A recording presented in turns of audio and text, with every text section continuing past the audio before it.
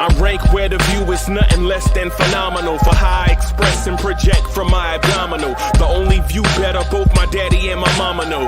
No living parents, my sons give me balance. My wife is my serenity, this mic is my identity. The world is foul enough, that's why I write without obscenities. Provoking danger with broken language and spoken anguish. Begging to get hurt, why would you ask to go through changes? Yes, Lord, life's a chessboard, master the angles.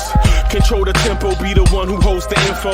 Acknowledge is just as deadly as machete swings. When spoken, the truth is as potent as that Medellin. While others swear the style is free, I just let it ring. Our time is undervalued, soldiers make us better kings. My fans on my shoulder, reaching after better things. Today I take the shot, for them I'd rather set the screen. My mama told me follow my dreams. My daddy told me get it by any means. Stand tall, make him bow to a king. But I've evolved, you can see the resolve. Look in my eyes when you speaking to God. Life and for those who we caught up in using what I was taught with the muse. I guess they call it proving I'm more than an artist. Penciling out my darkest while stenciling out a harvest. And storing what gets me from A to P, just like garages. Instrumental with collages. Envision what I've been drawn. Broadway to give you rhythm like the great Lena Horne. So bent on, found comfort in the storm. Find peace and on when you see them others perform. Organized chaos, I'll cast it like hey ya. Yo, party people in the place to be. What's good? It's your number one Chief Rockin' Knicks Universe. Uncle Freezy is in the building. Salute, salute, salute, salute, salute. Salute, salute. I'm going to edit this. Hold on. Let me edit this some. Let me see. Let me edit this. Salute everybody. Okay, it won't let me edit it the way I want to have it edited. Okay. I thought I could make it bigger, but I can't. Okay. So I'm unable to make it bigger. Okay. Let's cancel it. Let's just leave it like this. What's good, everybody? Salute. Daniel Berry Sports Highlights is in the building. Salute to everybody watching us on X. Salute to everyone watching us on YouTube. Salute, salute, salute. So, the title of the joint today is Donte Divincenzo's production can't be upgraded. Right? What we get for Donte Divincenzo, pound for pound, can't be upgraded. Donte Divincenzo is a keeper, basically. Donte is a keeper. And I know what people want to say. I know what you guys want to say, but yo, Uncle Freezy, what about Devin Booker? When I think about Devin Booker, man, I'm thinking, what are we going to pay for Devin Booker? And what are we going to get from Devin Booker? What about Donovan Mitchell, right? Well, what are we going to pay for Donovan Mitchell versus what we get for Donovan Mitchell? Get from Donovan Mitchell, right? What about the wild hypotheticals? What about Paul George? What about SGA? What about Anthony Edwards?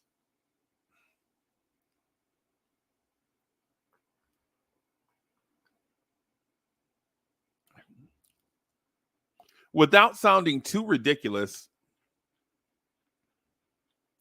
without sounding too ridiculous, we want to do cost analysis, right? Ivory 10 is in the building. Ivory 10 says, can't be upgraded. I would think long and hard about Donte Divincenzo for Murray and for Devo and a pick. Well, here's the reason. I'm going to show you why. Here's the reason right here. Right? And can you guys see this? Can you guys see this in the background? Can y'all see that? So for these reasons here, and I'm going to play them here. I'm going to show it in a different place. Let me see if I can show it in a different place. video file. Let me see. I'm just going to see if I can put the Donte thing on this screen.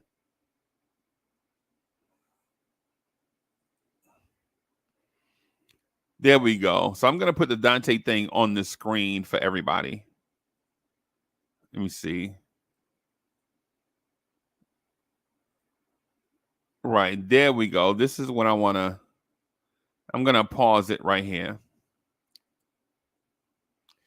I want to, these are Donte Divincenzo's 3-point percentages by quarter. Right? These are Donte Divincenzo's 3-point percentages by quarter. And this is for the season that just passed. Right? And also, for those that are asking on, is that a small sample size? No, this percentage is on 811 attempts. So just under 9 attempts per game.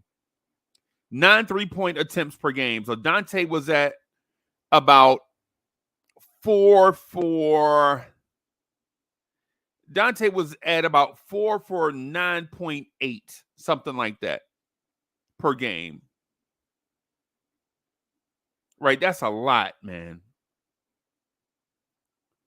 If you can imagine 82 times 10 is 820,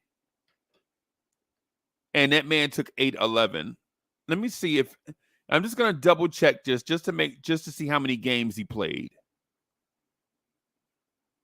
I'm going to see how many games Donte played, because I don't remember him missing many games. So his number may be even, his 3-point attempts may be higher than that. I'm just going to double check this really quick.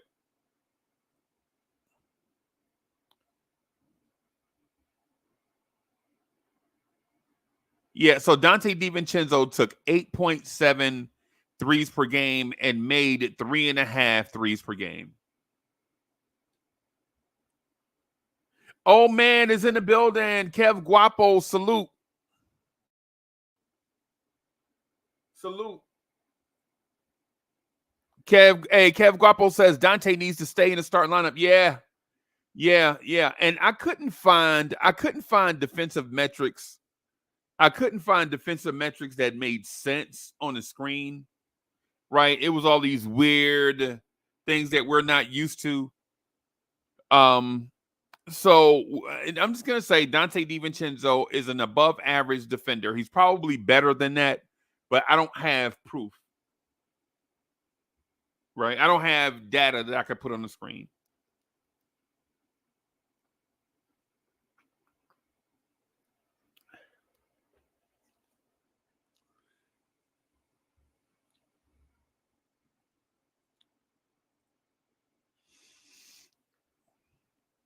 Dripmore's in the building. Salute. So look at this, man. Look at Donte Divincenzo at the beginning of both halves. Right? At the beginning of the game, he's 42%. At the beginning of the third quarter, he's 42.4%. That means something to me. Right? That means something to me. And there is also this. I want to share this with you also. Dripmore says, hey, man, am I subscribed to you? I think so.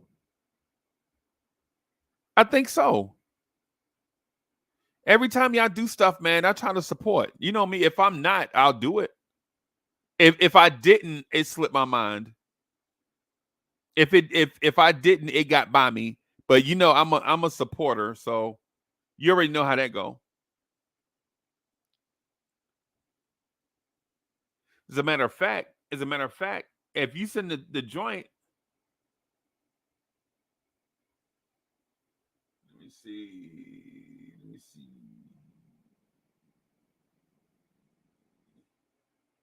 Yeah.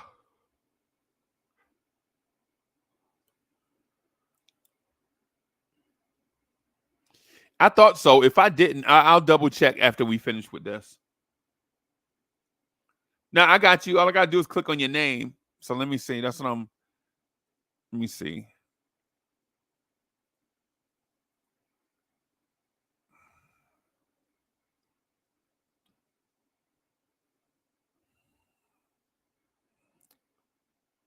Let me see.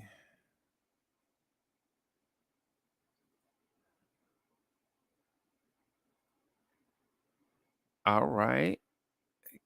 Get a shareable link. All right. I'll check it out. I'll check it out.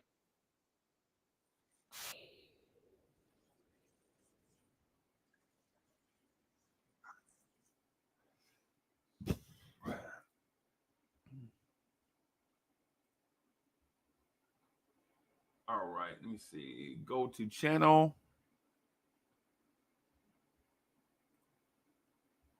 Bim. Done. Done. So hey, consider that done. I'm 389. Yep, I am number 389 on your channel.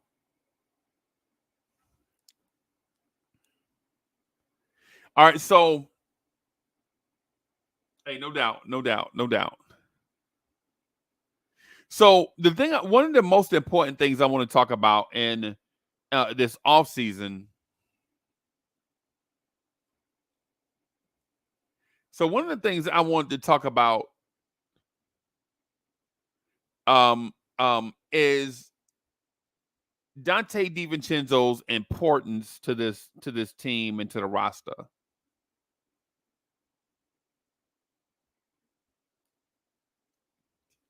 So with less than 3 minutes to go in any quarter, Donte is about 35.7%, right?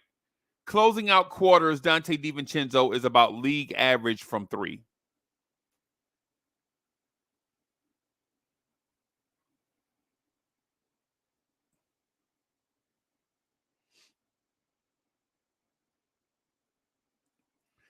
Right? Donte is about league average from 3 with less than 3 minutes to go in a quarter. That's fine because we already have closers that do that job anyway.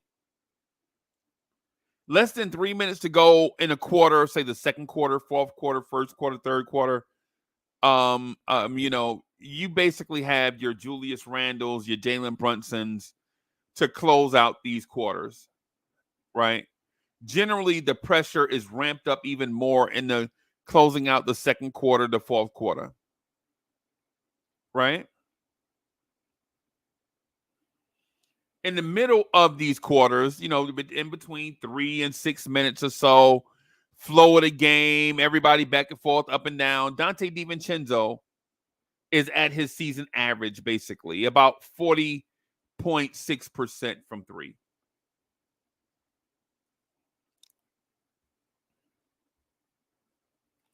With a lot of times left in the quarter, basically when there are a lot of substitutions going on, a lot of lineup flexibility going on, things of that sort, Donte Divincenzo raises his game. Right? Donte on the floor when Tibbs has different lineups back and forth.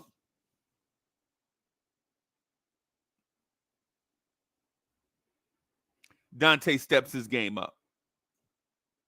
The lineups: Donte and Deuce and Josh, Donte and Burks and Josh, Donte and Josh and OG and Precious. You know the lineups. Y'all know the lineups.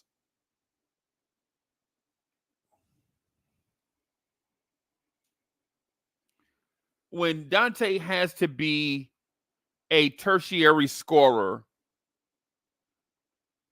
Andios is in the building.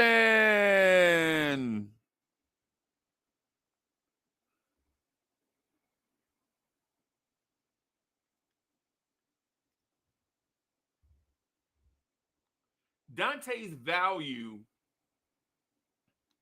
comes more when it's a lot of different lineups. we're trying to steal some rest for Brunson and Randall.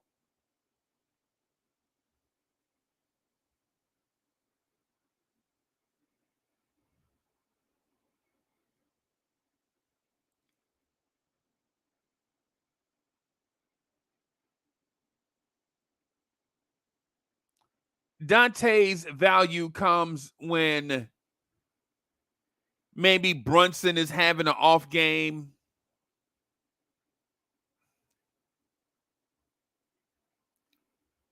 Maybe teams are trapping Brunson.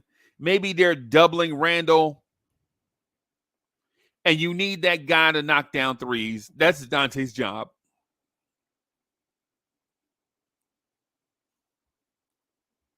To be honest, I think Donte Divincenzo should have been in the most improved player conversation, but he missed out because of a technicality. Anthony D in the building, Corey Lee in the building.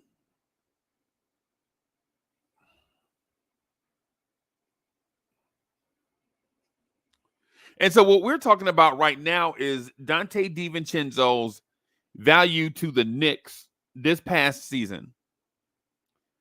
Donte Divincenzo took 811 three-pointers this year.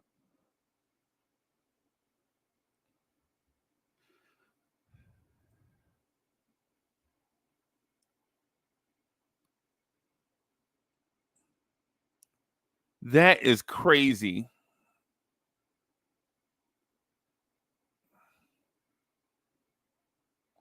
That's crazy, right? But here's a stat that I have for you that I think is going to be wilder than even that.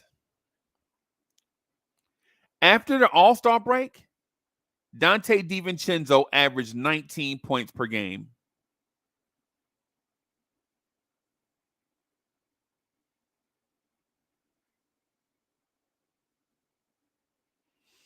Donte Divincenzo averaged 4.4 three-pointers made per game.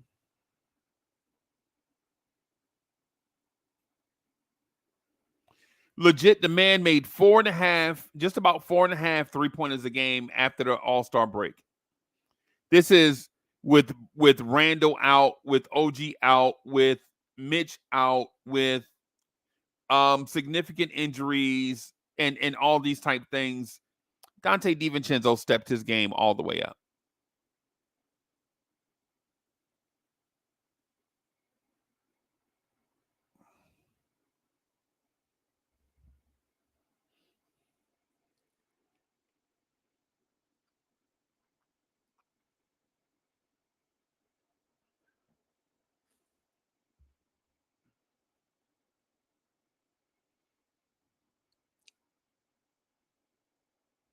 We surveyed 100 people is in the building. Hit him up is in the building.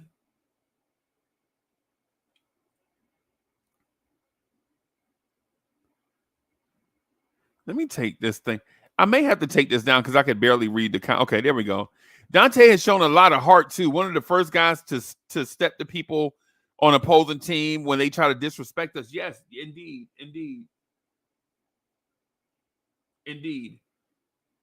And Hit Him Up says trade for Donovan or Zach LaVine.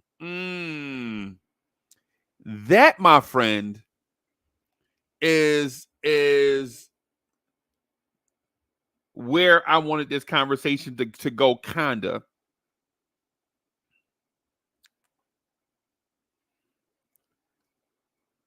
And I know I've said this in the past. I know I've said, Fashiz is in the building. Salute. Hotline Bling is in the building.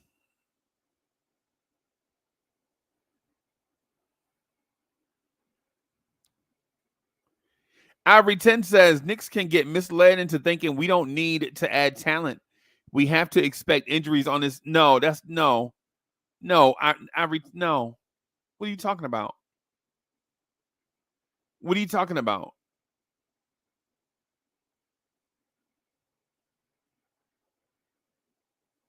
You got to type faster. I don't know what you're talking about. See, because this comment and Donte Divincenzo are mutually exclusive. Adding talent and replacing Donte Divincenzo could be separate things or could be a together thing.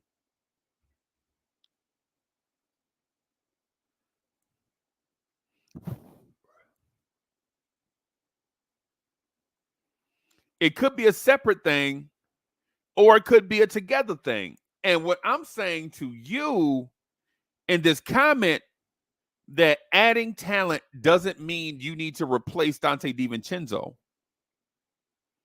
You can add talent everywhere and keep Donte Divincenzo.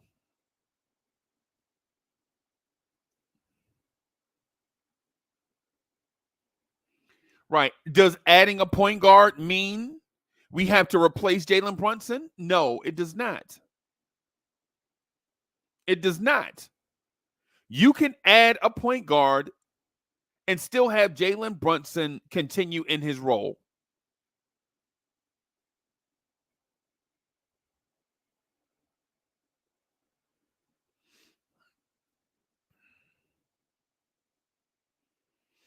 I'm a little confused about the adding talent thing. This is one of the things I wanted to speak to specifically about why Donte Divincenzo it can't be upgraded. Right? So and I'll play along everybody. Just tell me what player you want to add. Just throw, if you had your wish, what player would you add to this roster? If you had your wish.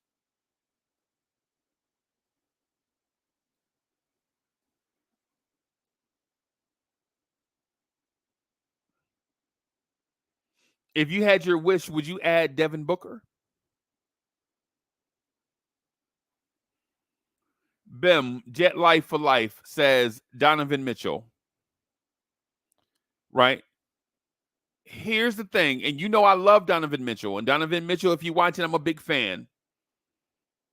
I think heroes that are spiders belong in New York. I think spiders belong in New York.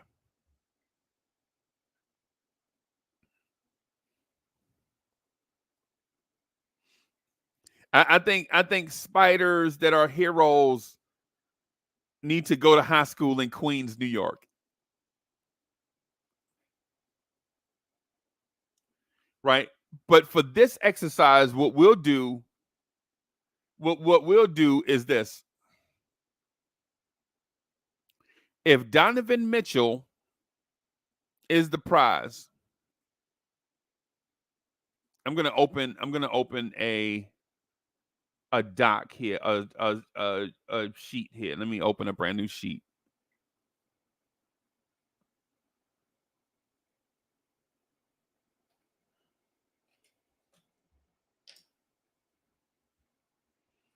And the prize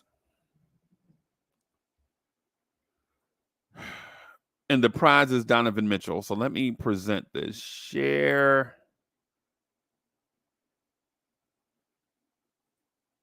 doc.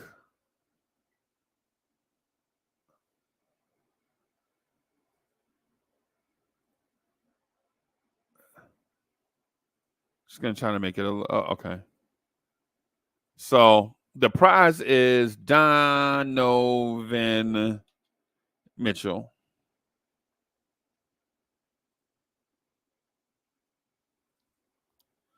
Right?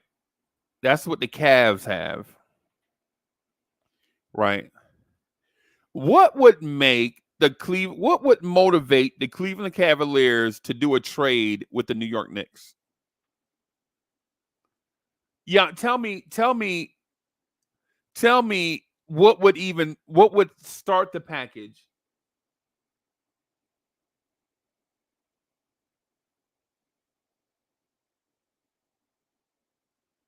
What would even start this trade for Donovan Mitchell? Right? So you have to match about $35 million, right? And this is This is just to open the dialogue. You have to match the money, right? So just to match the money, $35 million. Okay. So off rip, we'd have to throw in Donovich.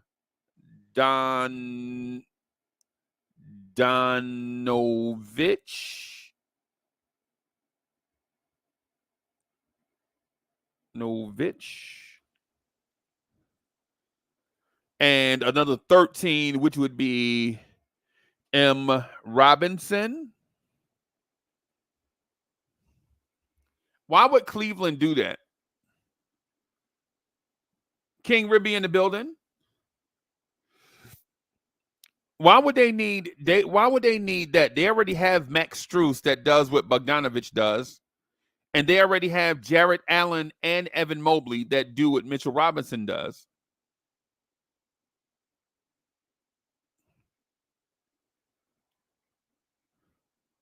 Would they be doing this for the draft picks? Would they be doing this for the draft picks?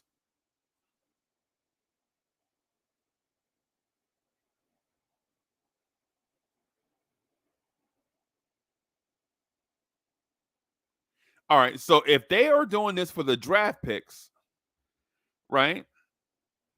All right, so the Knicks pick number 24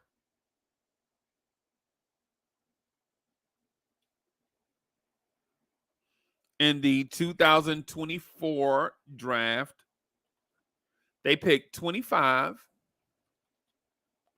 in the 2024 draft, right? But this is a weak draft. Is that enough for Donovan Mitchell in a weak draft? No, that's absolutely not enough for Donovan Mitchell in a weak draft. That is absolutely not. What about the Milwaukee Bucks pick in the 2025 draft?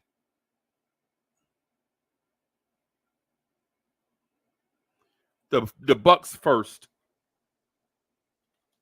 in the 2025 draft. Now we're talking, but it's not enough to improve a team that thinks they can compete for a championship. What if you add the Wizards protected first and the Pistons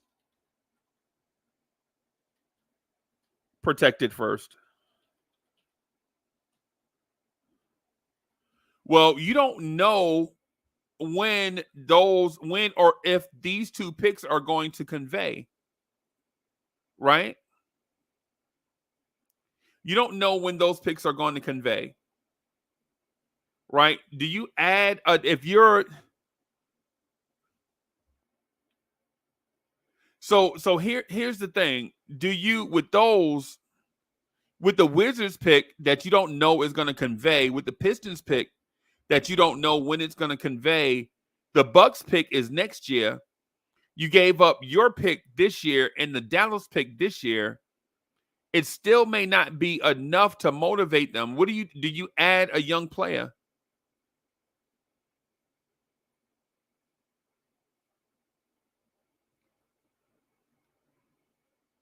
Because if the Wizards pick and the Pistons picks don't convey, they're second round picks.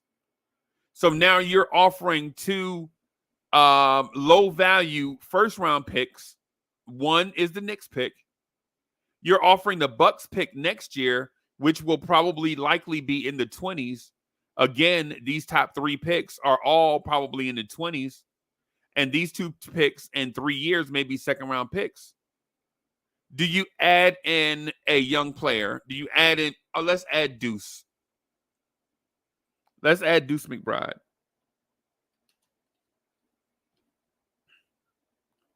They probably don't even want Deuce either because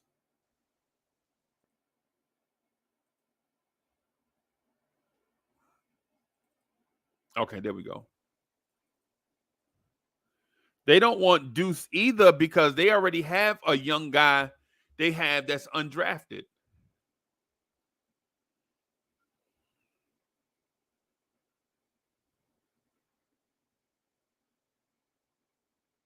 What else do you add here? Do you add the Knicks 2026 pick?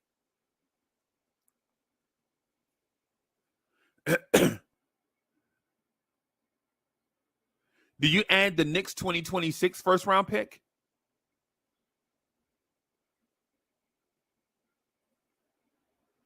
Let's add the Knicks 2026 first round pick. And if they don't take that, we're walking away.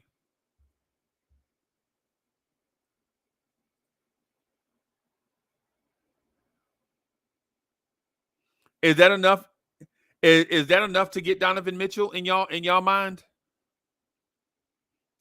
I'm just asking. Is this enough? Is Bogey, Mitchell Robinson, Deuce McBride, the 2 first-round picks this year, the Bucks pick next year, the 2 protected picks from the lottery teams, Deuce McBride, and the Knicks 2026 first-round pick? Is that enough to get Donovan Mitchell?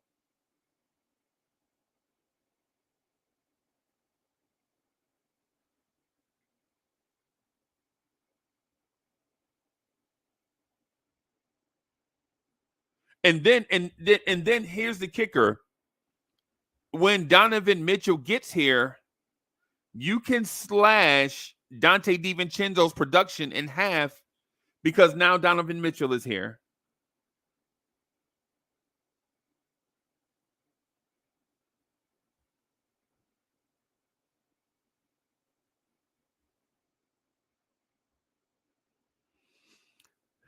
Is that enough to get Donovan Mitchell?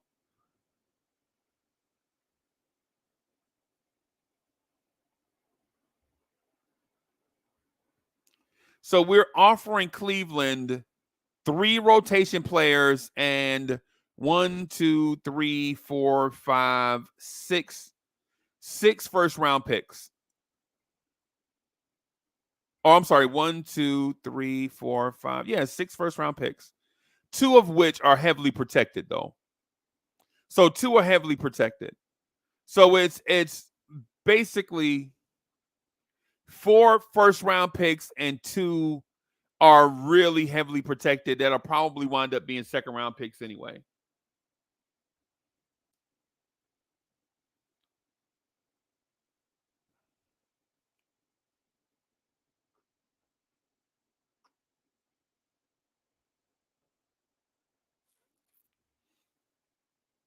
Is that enough to get Donovan Mitchell? Is Donovan Mitchell worth that in your mind? See, and this is just to get Spider. This is just to get Donovan Mitchell, who we know wants to be a Knick.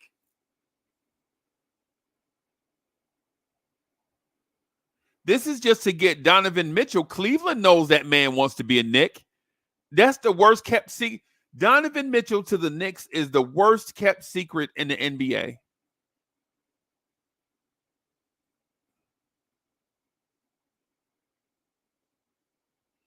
Donovan Mitchell to the Knicks is the worst kept secret in the NBA. Right? That's the worst kept secret in the NBA. Who doesn't know Donovan Mitchell wants to be a Knick?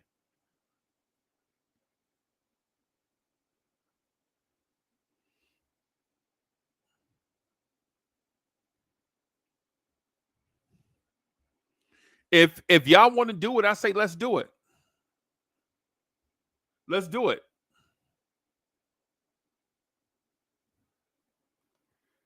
Again, the package is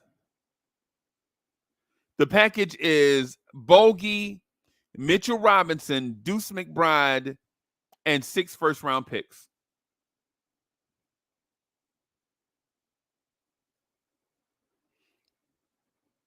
I say if y'all want to do it, I say let's do it.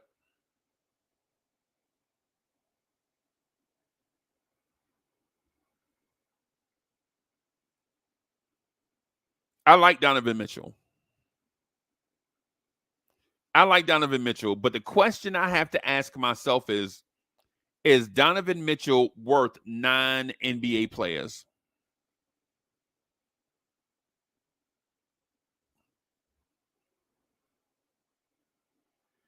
If he is, by all means, let's do it.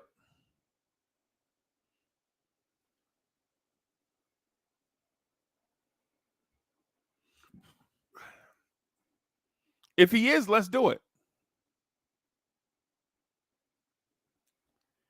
I want to consider these things, though, when it comes to Donte. See, you can get this right here from Donte Divincenzo. You can get this right here from Donte Divincenzo. Threes and dunks and layups at the rim. Dunks or layups. This is Donte Divincenzo's shot chart, according to Basketball Reference. According to Basketball Reference, this is a list of all of Donte Divincenzo's makes and misses.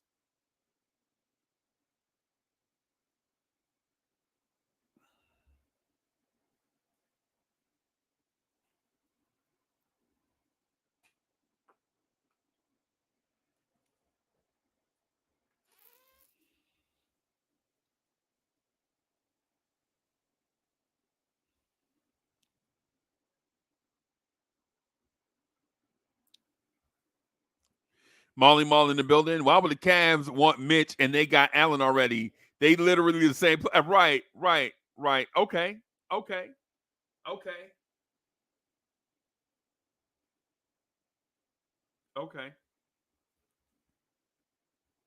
Yeah, what I'm gonna say, what I'm saying to everybody is I think Donte Divincenzo's production can't be upgraded based on the way that this team is built.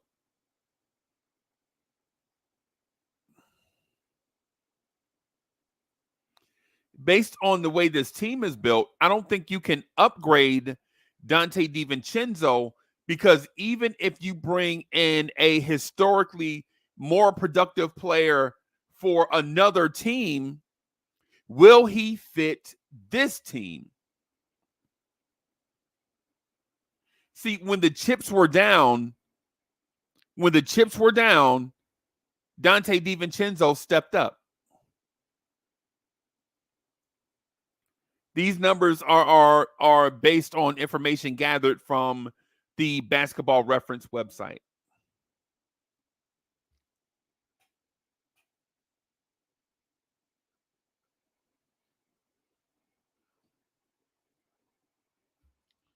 In the regular season, Donte shot 40.1% from three. In the postseason, he increased that to 42.5%.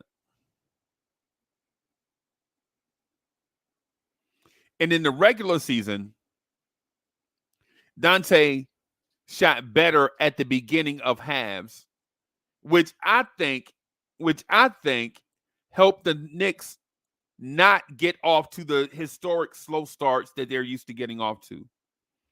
And in the fourth quarter of games, Donte Divincenzo shot 39.4% from three.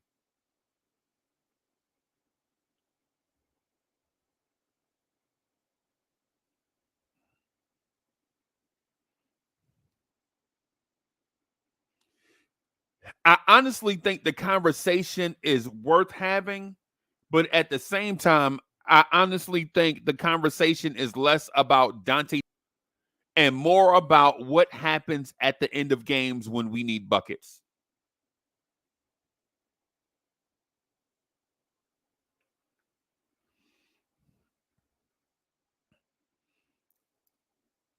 These 3-point these 3-point percentages that you see for Donte Divincenzo clearly show that Donte Divincenzo is not a primary scorer, but at the same time, Donte Divincenzo is a tertiary contributor that is very dependable. Donte Divincenzo is a very dependable tertiary scorer. When Julius Randle and OG Anunoby went down, his efficiencies just about stayed the same. Just about stayed the same, but his scoring increased.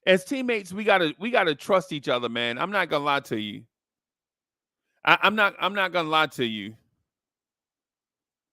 Juan B in the building. Juan B says, respect the freeze in the chat. The ESPN trade machine, the best thing for any trade scenario. No need to guess what it'll take. It'll show. Yeah, I got one. I have one already. I use the Fanspo one. I have Fanspo is what I generally use.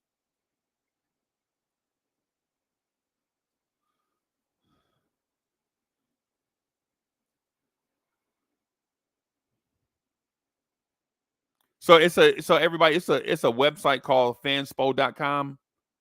You can they have a bunch of tools like a trade machine, cat manager. I'll show it to you. I'll show you the one I'm talking about.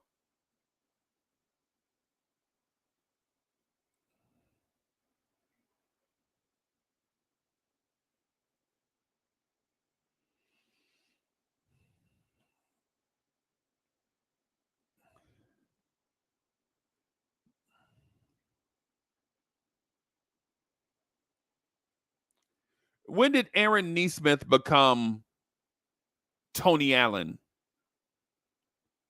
Aaron Nesmith out here looking like Shane Battier. Dribble, dribble, dribble, dribble, dribble, dribble, dribble, dribble, dribble, dribble, dribble, dribble, dribble. Did it work sometimes? Yes. Did it not work at other times? No.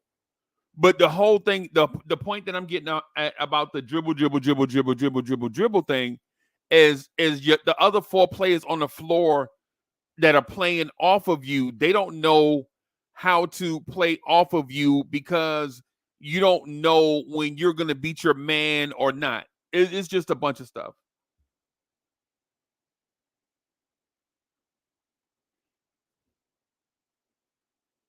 I think in those times you have to trust your teammates. I thought Donte Divincenzo was ready for prime time. I thought Donte was ready to break out. And listen, y'all already know, and I've said this like a million times already.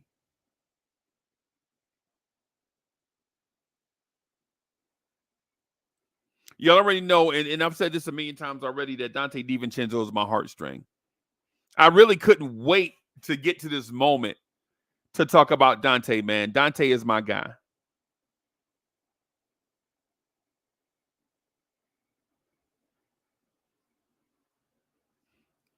Donte is my guy. I think Donte is going to break out even more next season.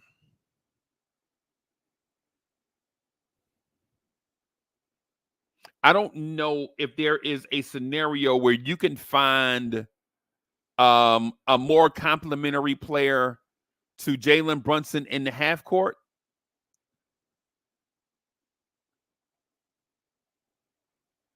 My thing is though, Donte DiVincenzo does need to step up his ball handling. And I don't mean on ball in the half court.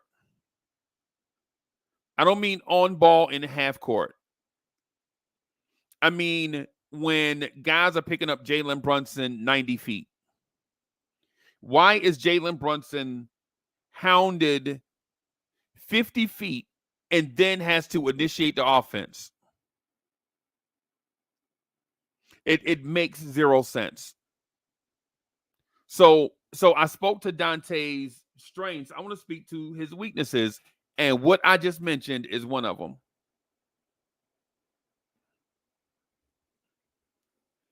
One of Donte DiVincenzo's weaknesses or struggle areas is when Jalen Brunson is being hounded 90 feet.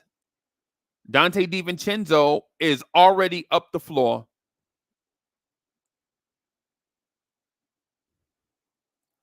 And while it seems like, well, the point guard should handle those duties, guards are a tandem. Guards are a tandem. That's why one is the point and one is the off. Right? Or in today's era, they call it the shooting guard. right? But it's usually the off guard, the guard that plays off the ball, ready to be on the ball when a defense calls for it. And the other guard that was on the ball takes the strong defender away and goes and plays off the ball.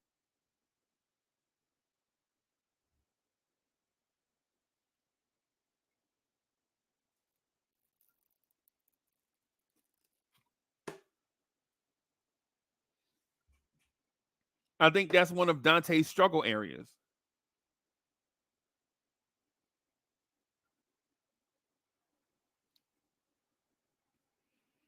That's one of Donte's struggle areas. When Brunson gets pressured on ball, Kelly Oubre did it. Donte Divincenzo was up the floor. Why?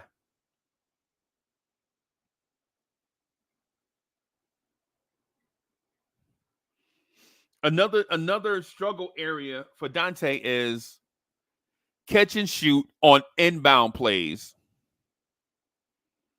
On inbound plays, Donte Divincenzo is supposed to be the sniper, the designated shooter, right? The reason why we struggle on inbound plays, or one of the reasons why we struggle on inbound plays, is because we don't have anybody ready to snipe, right? On an inbound play, you should have somebody threatening the rim and a designated shooter. And they don't have to be in those spots to start the play. They can start the play somewhere else, but they need to scurry to those spots on the inbound so you won't struggle inbounding plays.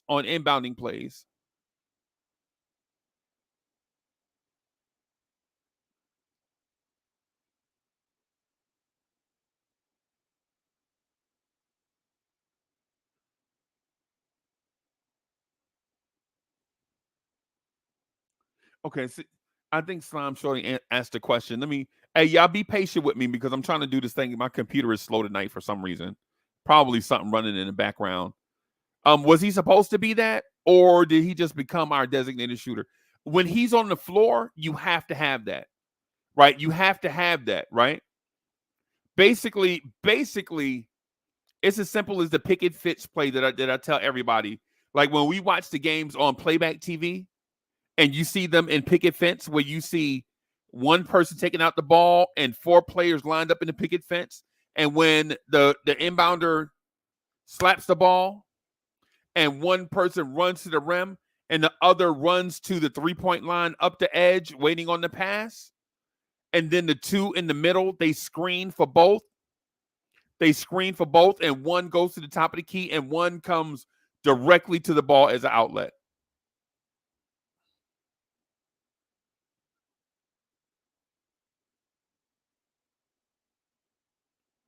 I'm going to close some of these windows, man, see if that'll help.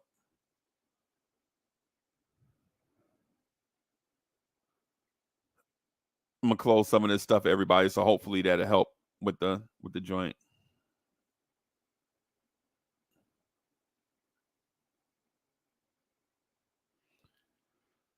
That's one of the things, man. You learn that when you try to make JV. Right? You learn that when you're trying to make JV, when the coach called picket fence, that's the first inbound play you learn is picket fence. The 2 guys in the middle are going to screen. The one on the outside, the one on the inside is going to curl around the screeners and go to the rim for the lob. And the other dude on the other end is going to run backside and around the baseline and up looking for the jump shot.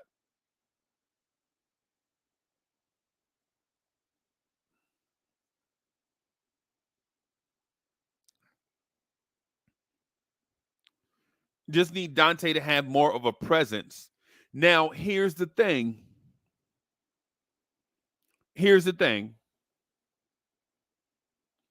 When you ask role players to take more of a prominent role, they usually start to have deficits in the areas that they already do good. So if we ask Donte to do all these things on offense, I believe his defense will probably go lacking some. And it's not because he's a bad player, but generally only the great players can handle a major workload.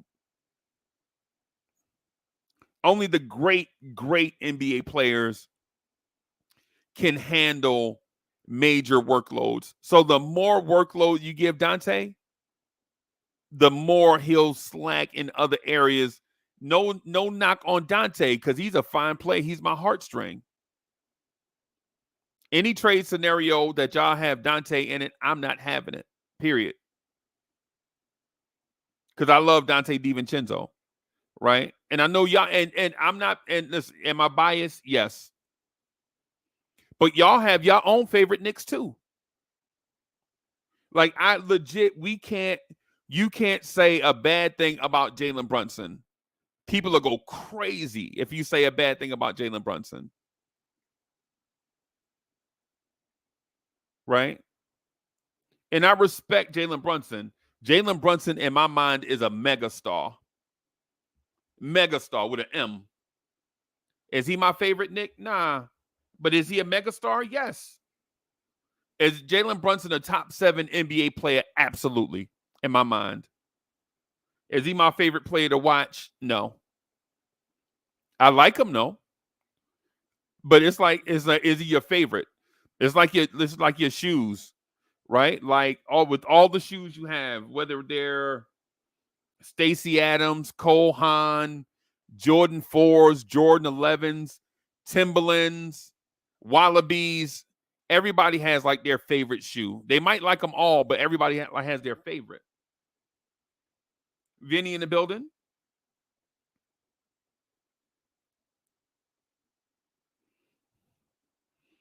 Like of all the shoes that I have in here, Timberlands and Stacey Adams and some Cole Haans I bought a few years ago, maybe 10 years ago, 8 years ago, maybe 8 years ago.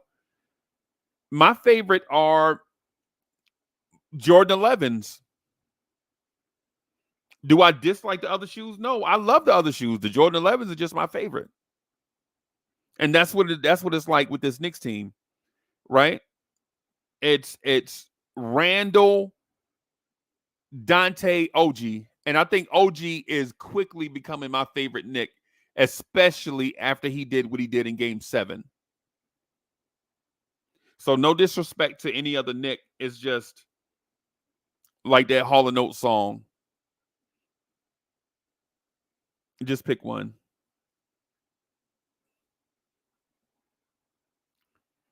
Hey, Keith Turner, I'm going to put the link in the chat. I'm going to put the link in the chat for Keith Turner. I think I'm going to put the link in the chat. Okay, there we go. I think I'm going to put the link in the chat. There we go. All right.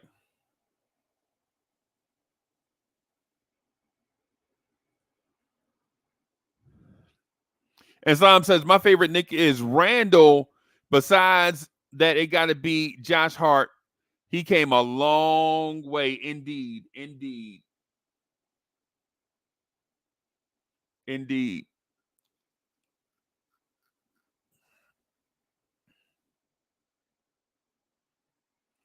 And somebody had a comment, man, but the computer is okay. Inbounding period, LOL. He should go to work out with Steph and Ray Allen. Right. Inbounding the basketball should not be inbounding the basketball is a basic basketball play.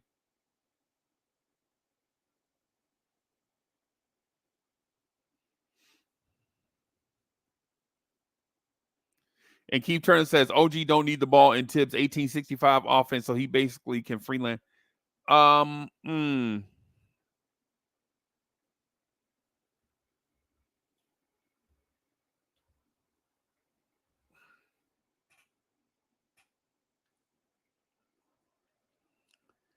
When I talk about Tom Thibodeau's offense, I like to point out the fact that Tom Thibodeau has incorporated multiple sets into his offense. Right?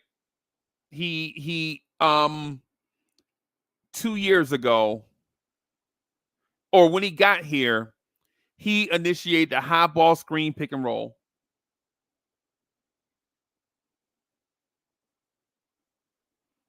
He brought the high ball screen pick and roll. Elfrid Payton and RJ Barrett ran it. And out of, I think the number, it's a weird number. I'm just going to say 2,000. Out of 2,000 attempts out of the high ball screen pick and roll, which is nothing, by the way. 2,000, that's like less than 3 a game. Is it like less than 3 a game? Less than, it's like 20, well, maybe 20. I don't know. Maybe it's a lot. Maybe it's not. Maybe I'm overshooting. So 82 times 3 is like what, 240? So maybe they ran it like 900 times. I think the number is 900. 900 sounds familiar. And I told Dre, I pointed this out to Dre when IKBM Dre and I first met. Out of, I think it was like 1,500 attempts.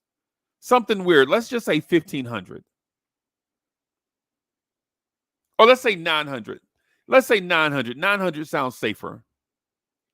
Out of 900 attempts, out of the high ball screen pick and roll, RJ Barrett shot the 3 out of the high ball screen pick and roll 9 times.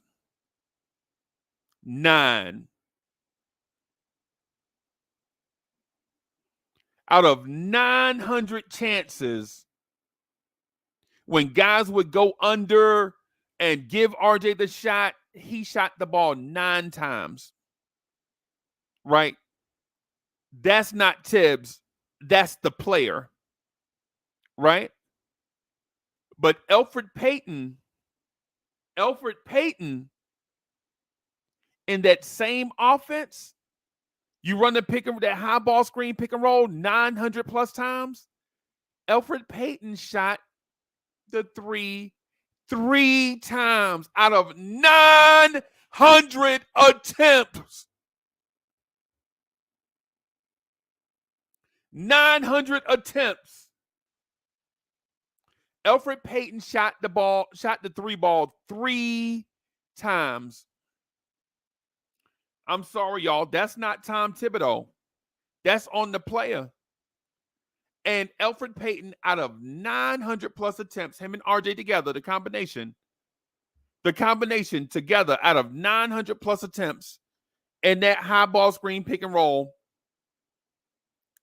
Elfrid Payton made 1 3-pointer out of 900 attempts.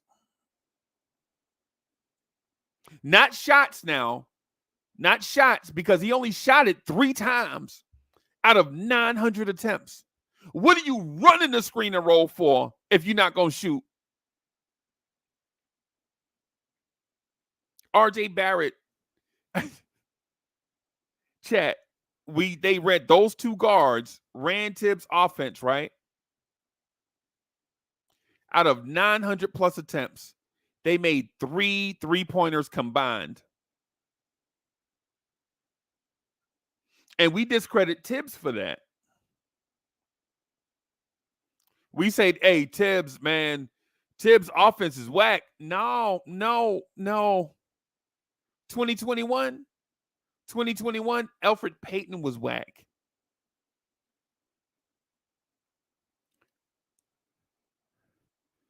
Together, him and RJ Barrett as a backcourt hit 3 3-pointers out of the pick and roll. 3. They only took 12. RJ Barrett was 2 for 9, and Elfrid Payton was 1 for 3.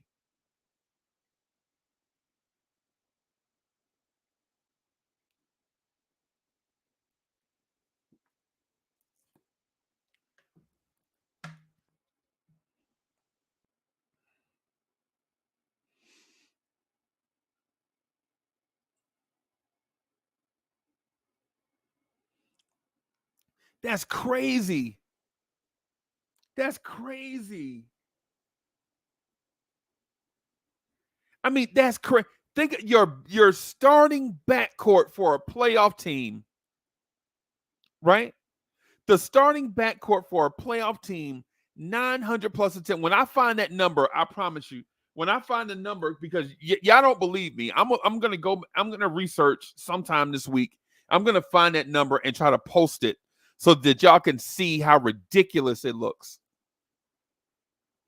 That's not Tibbs. That's the lack of ball creativity. That's lack of playmaking. When your point guard can't shoot, your offense looks terrible.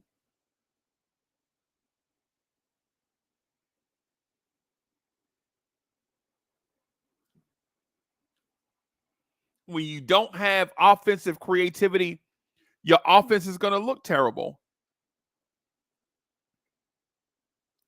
And I want to I want to challenge Keith Turner to this. I hadn't seen Keith Turner in a while. That's my guy. I want to ask. I want to ask Keith Turner this. Keith Turner, what makes a NBA offense look good or bad in your mind? In your mind, I'm not judging. I'm just asking. Like, what makes an NBA offense look good or bad?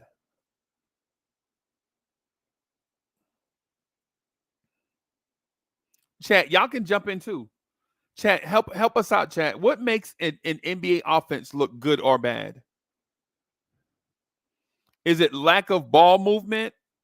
Is it poor three-point shooting? Is it poor screening? Is it lack of shots at the rim?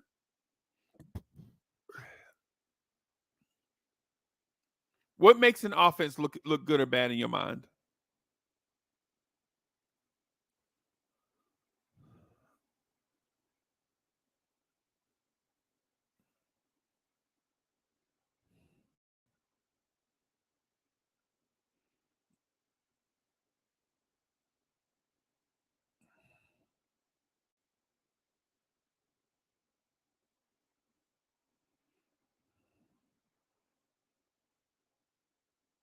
Y'all let me know.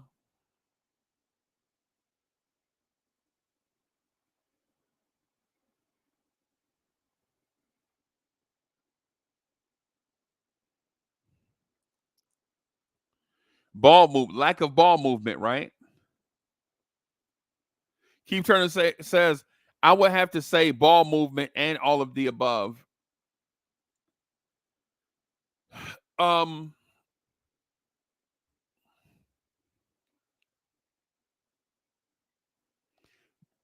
I think there is a statistic somewhere, y'all, and I don't know where to find it. Maybe IKBM Dre can find it, but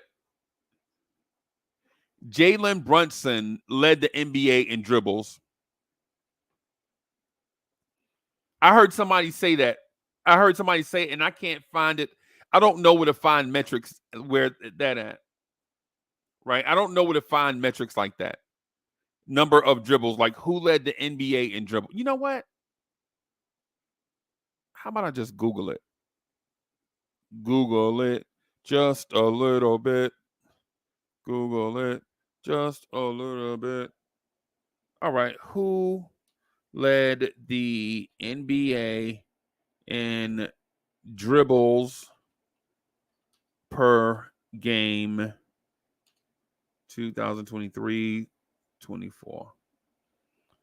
Question mark.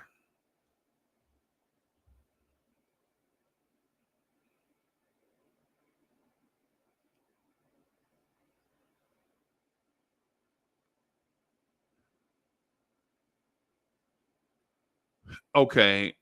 According to Posting and Toasting, Josh Hart led the New York Knicks in dribbles per game during its. Okay, I don't think that could be right. Posting and Toasting, I think that's got to be wrong. That's got to be wrong.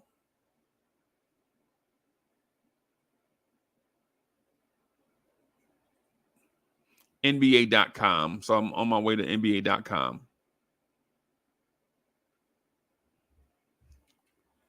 All right.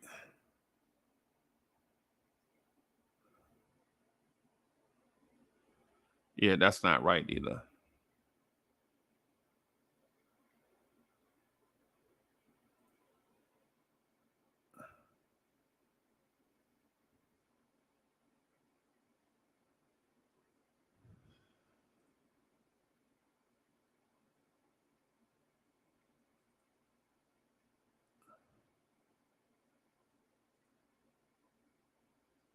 So I'm going to do the regular season.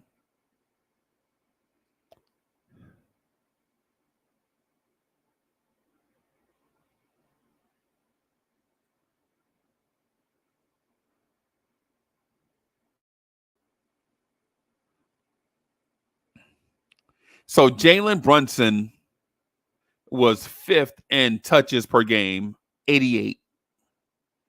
So Jalen Brunson was 5th in the NBA in touches with 88.3.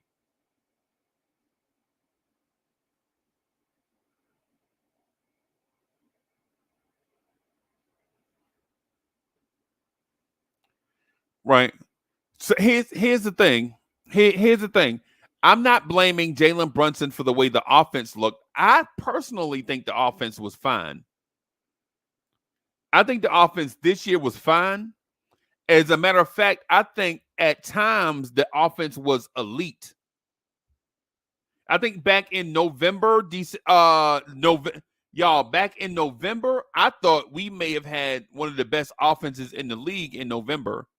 Y'all remember when we were beating teams like 140 to 119? Anybody remember that?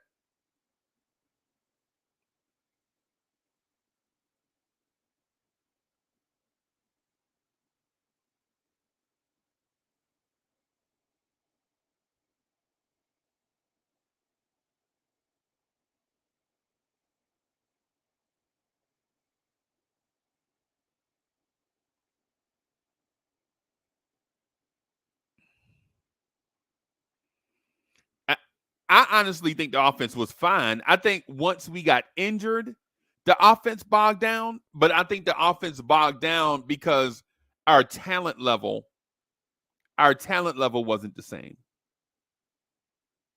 Right? When Randall got hurt, when OG got hurt, when Bogey got hurt, when Mitch got hurt, I think our offense bogged down then. I honestly think our offense was fine. I honestly, if I keep it a stack with you, I think our offense passed the ball too much. At times, I was like, yo, can somebody please just shoot the ball? Y'all know the unit I'm talking about with Deuce and Donte and Hart and Precious and Hartenstein and everybody just running around, just giving the ball to each other, everybody touching it. And I'm like, yo, somebody just shoot the ball already, man.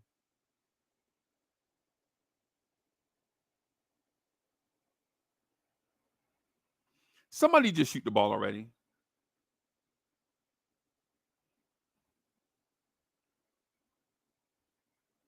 Right? Somebody just shoot the ball.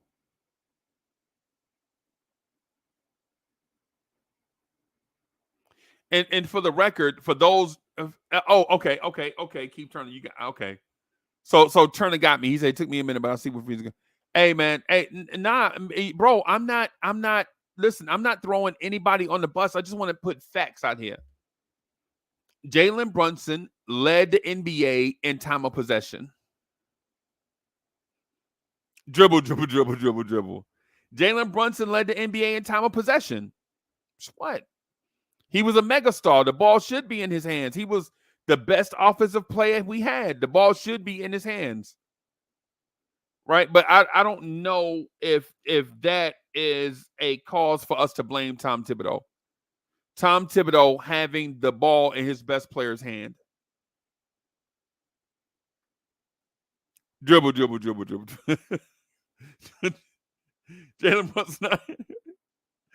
Brunson out here dribbling the brown off the ball. Dribble. It was like, yo, give it up. We'll give it back. Damn. Yo, Kobe, pass the ball, bro. I promise you, you'll get it back. Yo, Kobe, pass the rock. Pass the ball, Kobe. May he rest in peace. May Kobe rest in peace, right? But I'm on NBA.com, and it's showing me that time of possession for every NBA player this past regular season, the leader is Jalen Brunson at 8.6 seconds per possession. So of that 24-second shot clock, Jalen Brunson is going to have it more than a third of the time.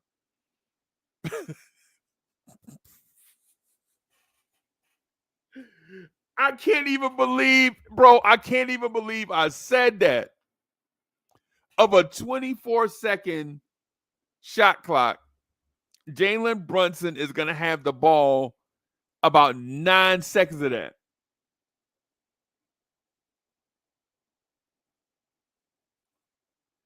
And G. Robinson said the same with Randall before Brunson got here. You know what? I'm going to check that. I'm going to go back to 2021.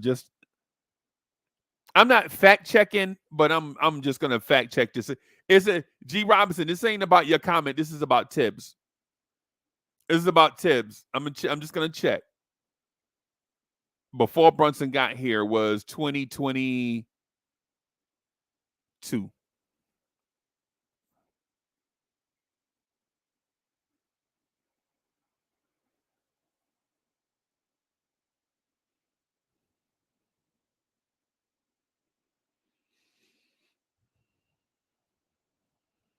Nope.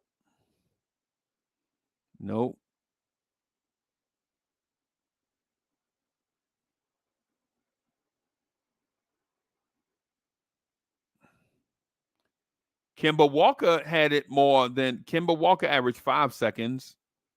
Kemba Walker had the ball more than and this is per possession. So if he wasn't on the, I know Kemba Walker missed a lot of games, right?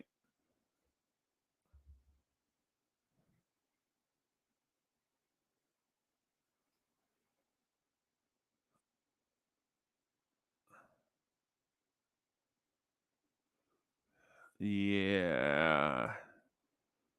Yeah. No. I'm on NBA.com. I'm on the NBA.com NBA advanced stats home page, tracking and touches.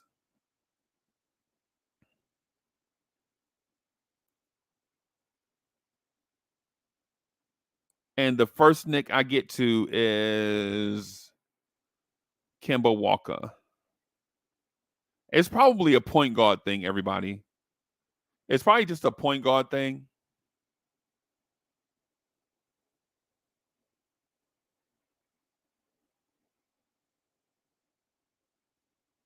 And the reason why I'm bringing this is up is not to point out or disparage anybody's comment or the fact that Tom Thibodeau's offense is archaic.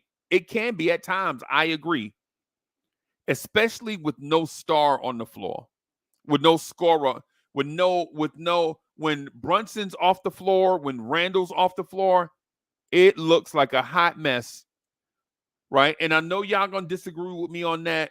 In my opinion, without Brunson, without Randall, this offense is a hot mess, right? I don't want to argue with y'all on that. You know what I'm saying? It's just my opinion. I think the offense looks terrible without Brunson and Randall on the floor. And I think that's got something to do with Tom Thibodeau not being able to adjust, have a device in place.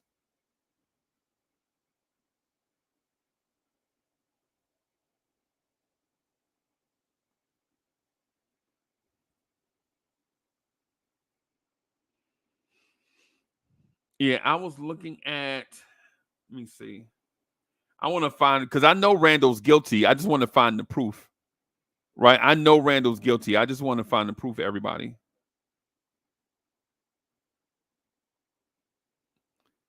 Derrick Rose had a higher time of possession. It's a point guard thing. This might just be a point guard. There it is.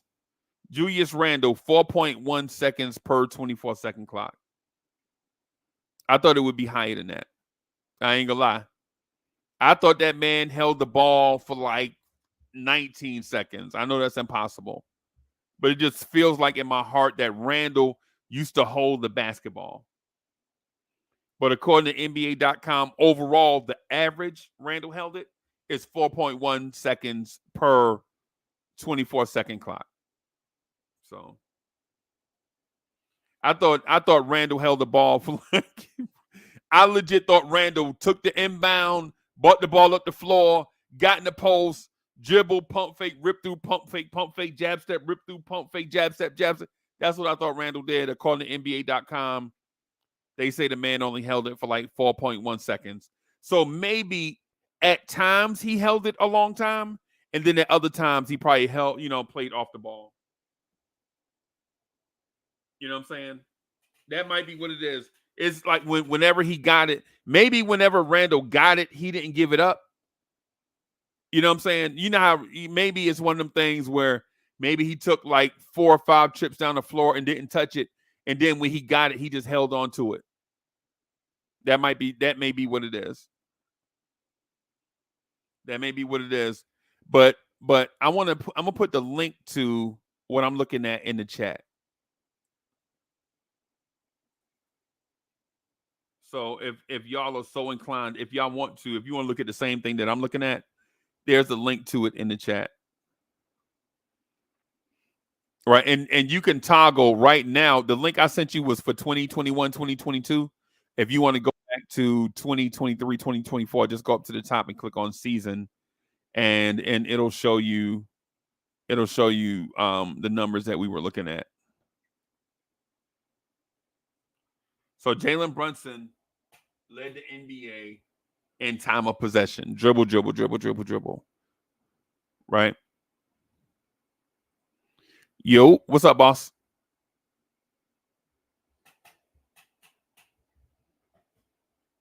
Oh, what up, Freezy? How you? What's good, Salute to boss? the chat. I'm chilling, man. I'm tuning in. I Yeah. think a lot of the dribble mentality stuff is due to how our offense is set up. I think Tibbs is so turnover averse Right. that he prefers his 2 best players offensively Right. to have the ball as much as possible because more passing creates more opportunities to turn the ball over. What type of turnovers? Live ball turnovers. Live ball turnovers. Okay. Tibbs can live with the ball going out of, well, he not really live with it, but he'll stomach that more than a live ball turnover. Yeah. And I think it has more to do with roster construction and trust. Right. Because if you gave Tibbs the Celtics roster, he'd allow his on ball guards to do more. Right. But when you're looking at our current team right now, a lot of the guys don't feel comfortable with the ball in their hands making decisions. And if they do, they usually turn the ball over often, like example, Josh Hart. Right.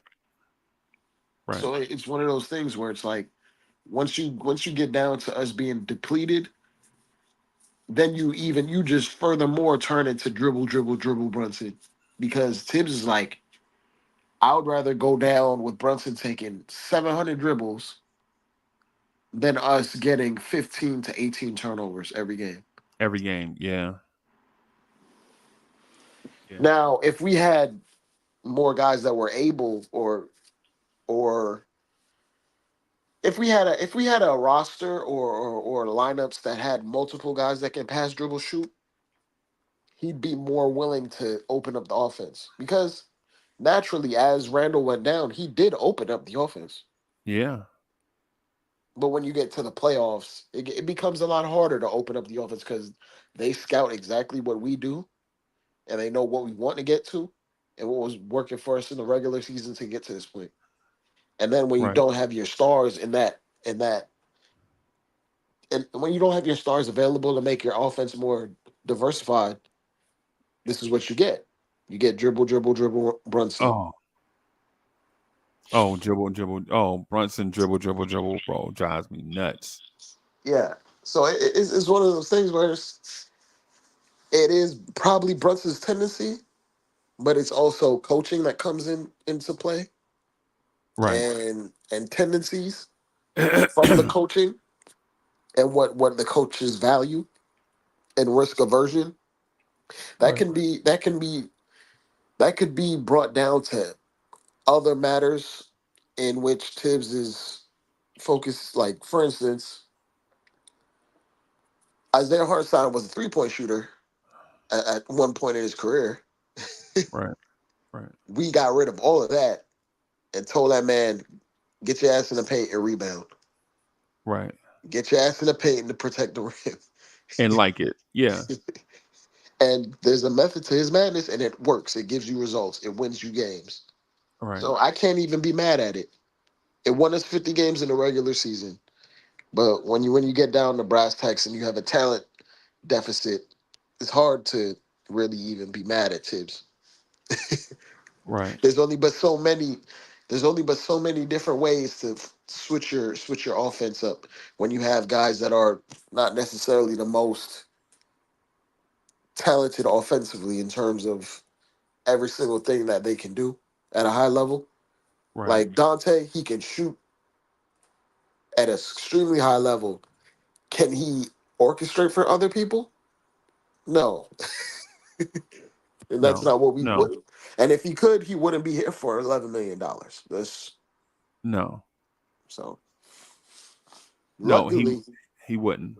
luckily, he developed a trait that became even more valuable than what his contract would state. But if he Right. came into the season as the shooter we know of him as, and a plus ball handler or creator, he definitely wouldn't be here for no $11 million. So, Right. are Right. No doubt. No doubt. you putting something up on the screen? I don't see it. No, I'm not. Oh, okay, I'm not. I'm actually looking at something else. got you. I'm looking at what the Knicks score per game versus how many shots they took per game in a regular season. So the Knicks were 30, 29, 28, 27, 26, 25, 24, 23, 22, 21, 20, 19, 18. In So total shots per game, in shots per game, they were 18, and points per game, they were 19. if we weren't so dominant on the offensive glass, our shots per game would probably be dead last because we're last in pace. Right. Right. That kind of inflates like our total of shots per game. Like if we struggle to get on the glass, then we're like a bottom of the barrel team in terms of actual attempts we get up. But that's part of our identity to get extra possessions and then keep putting the shot up because the shot clock only resets to 14. To 14. Yeah. So that kind of offsets the fact that we're one of the slowest. We are the slowest paced team. Right. Right. And for the record, we were fifth in rebounds, total rebounds, and first in offensive rebounds. There you go. But it's by the slimmest of margins. So You're still elite at that point. yeah, Even it's if still elite. So a 12.7 is elite, right? Yeah. Yeah, 12.7, 13 offensive rebounds a game. That's crazy. That's 13 extra possessions. Yeah, And 13. oftentimes we come down to games being by the spread of anywhere between 5 to 8 points. Yep. And that alone can win you games. And the Knicks were 29th in assists. And we know why we're 29th in assists because we feature two ISO scorers. And we lean even more, and we're probably at the bottom of the league in turnovers as well. Yeah. Or near the bottom. Yeah. So we lean heavily on those things. And when it comes down to it, Freezy, funny enough, when it comes down to it, when you look at like a team like the Dallas Mavericks, 10th in turnovers. well, we're a bottom third team in turnovers, and Yeah. partially some of that has to do with pace, and some of that has to do with risk aversion. The risk aversion. Yeah. And When you look around at teams like the Dallas Mavericks, when it comes down to the fourth quarter, it's slow pace, Right. risk aversion, rely on your stars. But Right. we take that approach for the entire game. Yeah. It's basically for and not to change the subject, but it's basically run the football and play defense. Field Yeah. goals are our friend. Right. And on occasion, run a play action. Yeah. But Yeah. we basically playing like the 2009 Jets at this point. Yeah. Yeah. We're playing like the 2000 Ravens, right? Yeah. With Trent Dilfer, right? Just Yes. run the football with Jamal Lewis. Get inside the 25 so your kicker can come out there and kick a 43-yard field goal and get Ray Lewis back on the field. and then cause some turnovers. Yeah. Yeah. Yeah. Yeah. And the irony is, I think we're gonna lean more into that. If you were frustrated this year with some things you saw, next season, bro, next season, Tibbs is gonna lean so far into it, man. Training camp with OG Anunoby and all of that, bro. I think it's gonna be. I think we're Yeah, gonna. I but think we're gonna hold teams to 95 points. mathematically, it's perfect math. Yeah. If you're talking about winning, it may not be the most pleasing to the eye, Right. but it will definitely win you regular season games. Yeah. And what is Tibbs in it for? To win games. To win games. Tibbs do not care how it look. He Right. just cares about the end result. Right. Right. And I don't see the harm in it as long as we win championships. Yeah. See, the thing about the Tibbs thing is Tibbs has never won a championship with this. With this formula. Yeah, yeah. This my feeling has always been, Chet. My feeling is this: defensive teams don't win championships, right? Offensive teams don't win championships, right? You have to have a balance. You want your offense and defense and rebounding and turnovers, all of that. You want all of it to be in the top 9, top 8. Yeah. Top 8 defense, top 8 offense. You don't have to be the number 1 offense, but if you're in the top 8, you're good. You don't If have to you're a have the high number 1 turnover defense. team, you have to be basically elite at 2 of those other things. Like number 1. Yep. Like how the Warriors were. Yep. The Warriors turned the ball over a lot, right? Like they probably led the league in turnovers. But when you look at the teams that were in the bracket with them as far as turnovers per game, all the other teams were terrible basketball teams. Yeah. Yeah. But they are the outlier because they do everything else well. Like as a small team, the Warriors always rebounded well. Yep. Even when they downsized. Yep. I think even this year they were a really good offensive rebounding team. Okay. I didn't check their number. I can look at it and see. I have ESPN pulled up. So the Warriors, I think they were. Did I pass them? I believe they were. Yeah. Really They led the NBA in rebounding. Yeah. Yeah, they led the NBA in rebounding, bro. Yeah. So it's different ways to mitigate some of your flaws, and how we mitigate our flaw as far as pacing is the fact that we don't turn the ball over enough, and we out rebound every other team.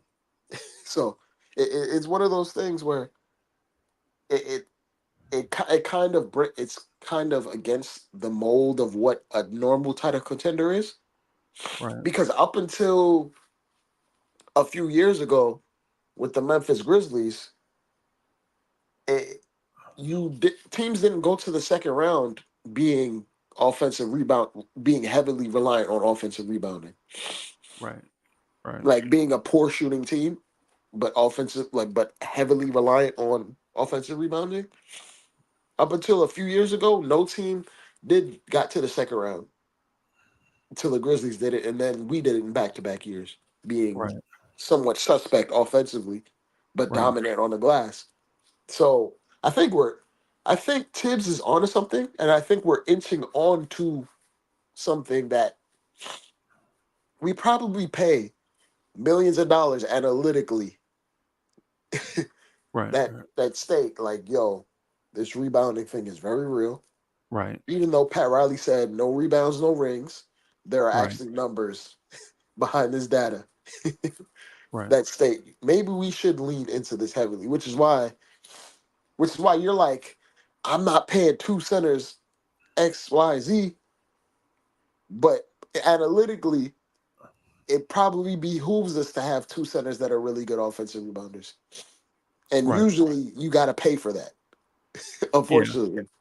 Now, I don't know if they're going to pay for that in the long term. I don't think they're going to pay for that because analytics also drives who we pay our money to and who we sign. It's But how I we don't. found. It's how we found Hartenstein. Hartenstein. Yeah, Yeah. it's exactly how we found Hartenstein. Right. But it's going to be the reason probably why we bring Hartenstein back in the first place. Now, Right. I don't know how long they keep him. They keep the tandem.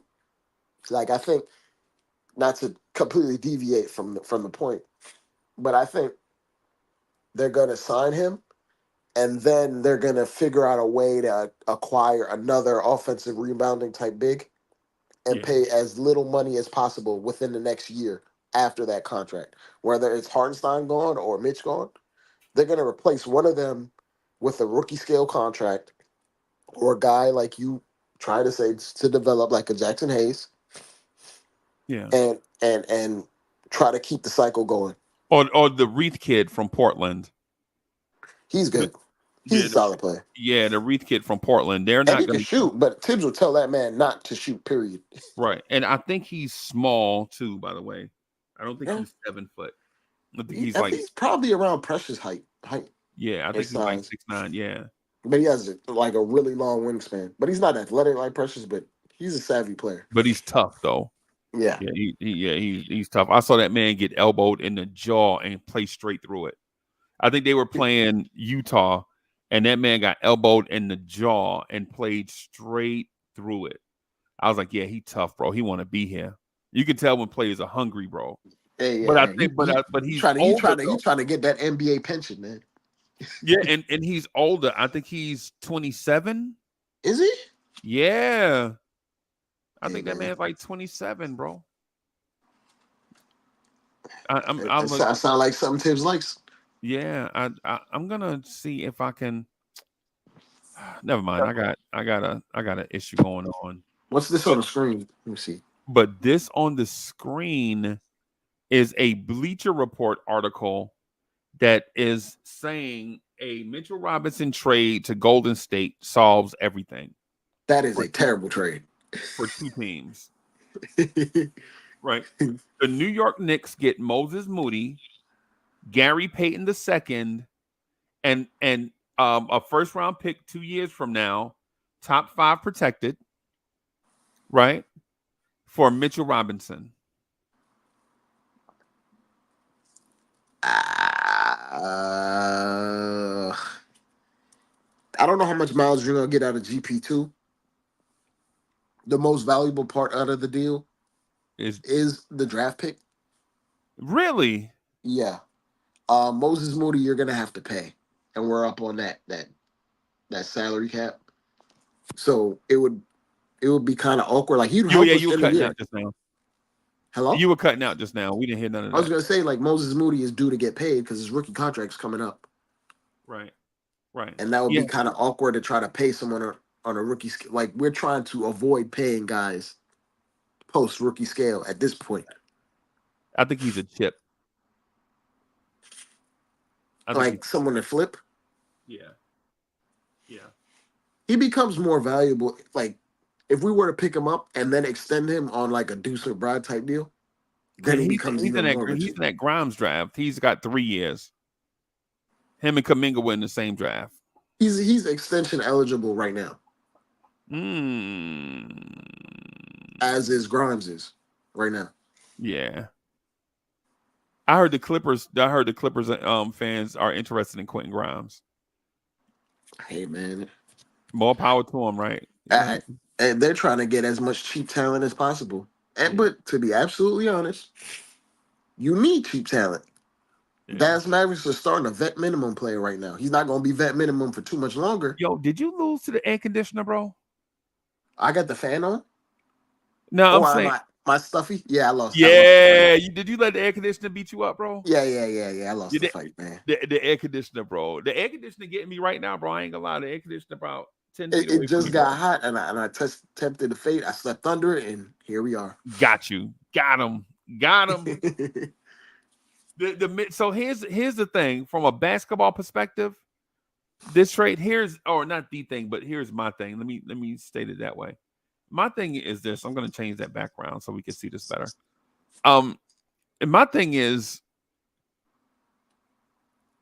I think this is a no-brainer for both sides. Right? Not only should this deal be done, it should be done already. Right? Now, here's my emotional part to it. I don't want to trade Mitchell Robinson anywhere. That's my guy. I don't want to see Mitch visiting the Garden, you know what I'm saying, in a Golden State uni, you know what I'm saying, and being the final piece for Steph Curry and them to get over the top. Right? I think Golden State's first round pick in 2 years is so valuable. If we did this trade and got that pick, it'll be, to me, it's the most valuable draft pick we would have in our arsenal. Because in 2 years, Golden State is going to be done with anyway. Yeah, they'll probably be in the lottery anyway. They're teetering right now as we speak. Which is why I don't think they would even offer a first rounder.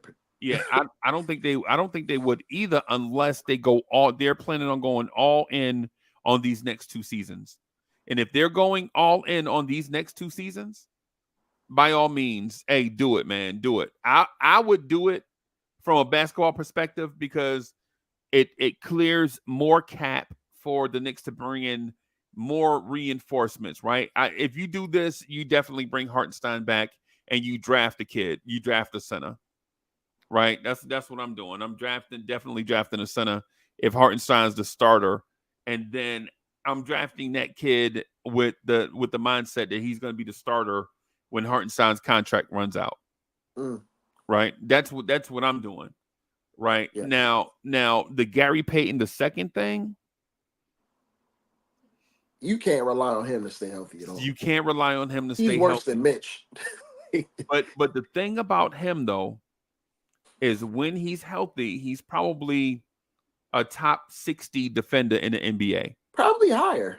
Maybe higher, right? Maybe higher. Yeah. He locked in, he might be top 20. Yeah, but the thing is his shot coming along? I don't know. My thing is, Freezy, you already got Brunson, you already got the Villanova guys. How many small guards do you need? How many 6'3" guards do you need? Yeah. Right. If you're trying to keep Deuce LeBron, Deuce isn't in that deal, right? No. but to me, we're in this position. We're in this weird position where it's like Moody is what 6'6" on a good day. Let me see. We're in a position where a draft pick might be nice. But we need like a wing right now, today, not in 2026. Right. So Moses Moody Gary Payton is listed as 6'2", right? We know he's not, but he plays 6'7". Yeah, he plays big. Yeah. So, and the thing about Moody is listed at 6'5", but he's stout, and he's 21. So in that deal, it's basically like you're getting 2 draft picks because you're getting Moody and you're getting that first round pick when you get a 21-year-old. Well, until you have to pay him, then it's not. Because getting 2 draft picks means you have 4 years of control. You only have 1. Right. And you got to either pay him or let him go. Right. Like the whole thing that is enticing about draft picks is that 4 years of control, making no money. When you have 1 year, it's just like, if you don't really like him, it's really a half a year because you might flip him at the deadline. Flip him at the deadline, yeah. Yeah. For maybe Xavier Williams.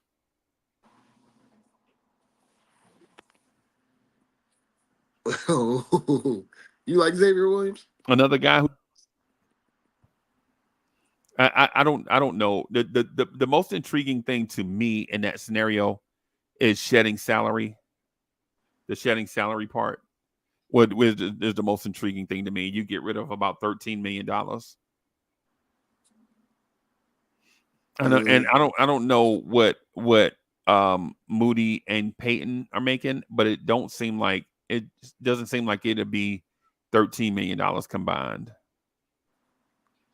Yeah, so it's 8.7 for GP and 3 point. Oh, it's a salary match. Okay. Yeah. So it's a salary match. All right. Okay. Yeah. I mean, how many more years does Mitch have on his deal? 2? 2. This year or next year? Yeah, he got a 4-year deal the same time Brunson got a 4-year deal. Oh, okay, so this year, next year. Yeah. Yeah. I'm kicking the tires on it. I think about it. Yeah. I think I'd do it, bro. Yeah, I think I'd do it. And no disrespect to Mitch, because y'all know I love Mitch. And y'all know I love the tenured Knicks a lot. I love the tenured Knicks a lot. Right. But Dre, I got a topic for tomorrow night. Right. I have a topic for tomorrow night. I'm gonna talk to y'all about it just a little bit before I do the thumbnail on it and put it out there. Yeah, go for it. What grade do you give this front office for this season? From the draft through the final playoff game, what letter grade do you give them? Whoa, say it again? What letter grade do you give this front office for the 2023-24 basketball season through the playoff loss? The fact we didn't draft a first rounder tapers off a little bit to me. I give it a B+. Okay. Because I'm factoring in the injuries, but getting OG and all these other parts, the consolidation move, putting together one of the best starting lineups in the NBA, albeit small sample size. Right. The Obi trade? Yeah. Obi trade. You'd hope you'd get more for an 8th overall pick, but that kind of diminishes it. Especially considering what Atlanta got for Sadiq Bey, right? What did they get for Sadiq Bey? They got like 52 second-round picks. I would have, and we got like 2. We got like the lesser of 2 bad picks. Yeah. Yeah. Yeah. So you give them a B+. I give them a B+. 100%. I give them a B+. It's just, what are you giving them? Or are you saving that for the show? I'm not saving it. I just don't have my mind made up. You gotta put up like a pros and cons list. Yeah. Additions, what we lost, what we gained. Yeah. Win-loss, context in terms of injuries. Because I feel like if we do the DeJounte Murray trade, we're the NBA champs. Yeah. Well, if we do the DeJounte Murray trade, how do you know we stay healthy anyway?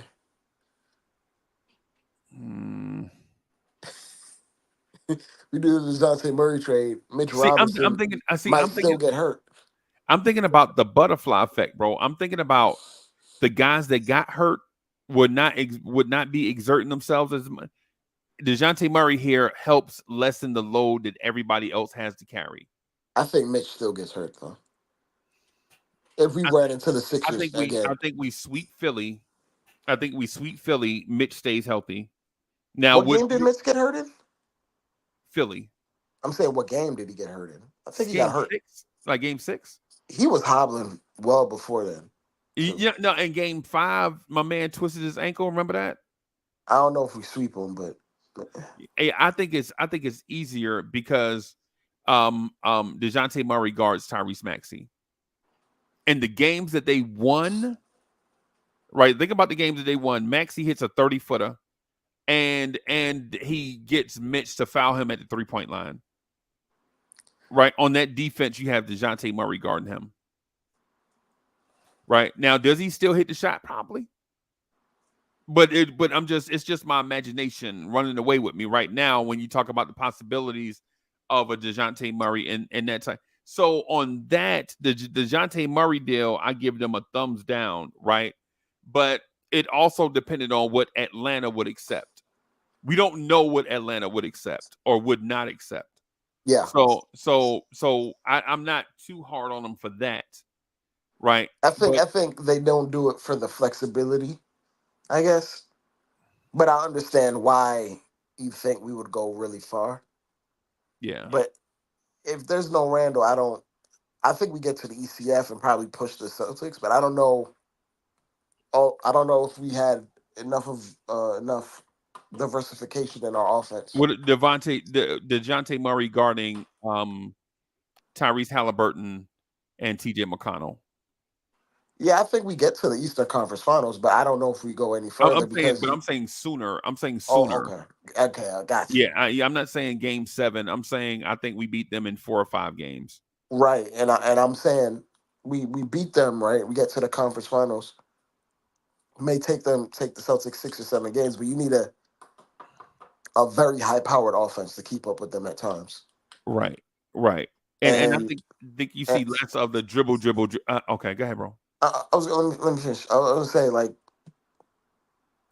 DeJounte has intrinsic value for your offense. He can help you perform at a higher level.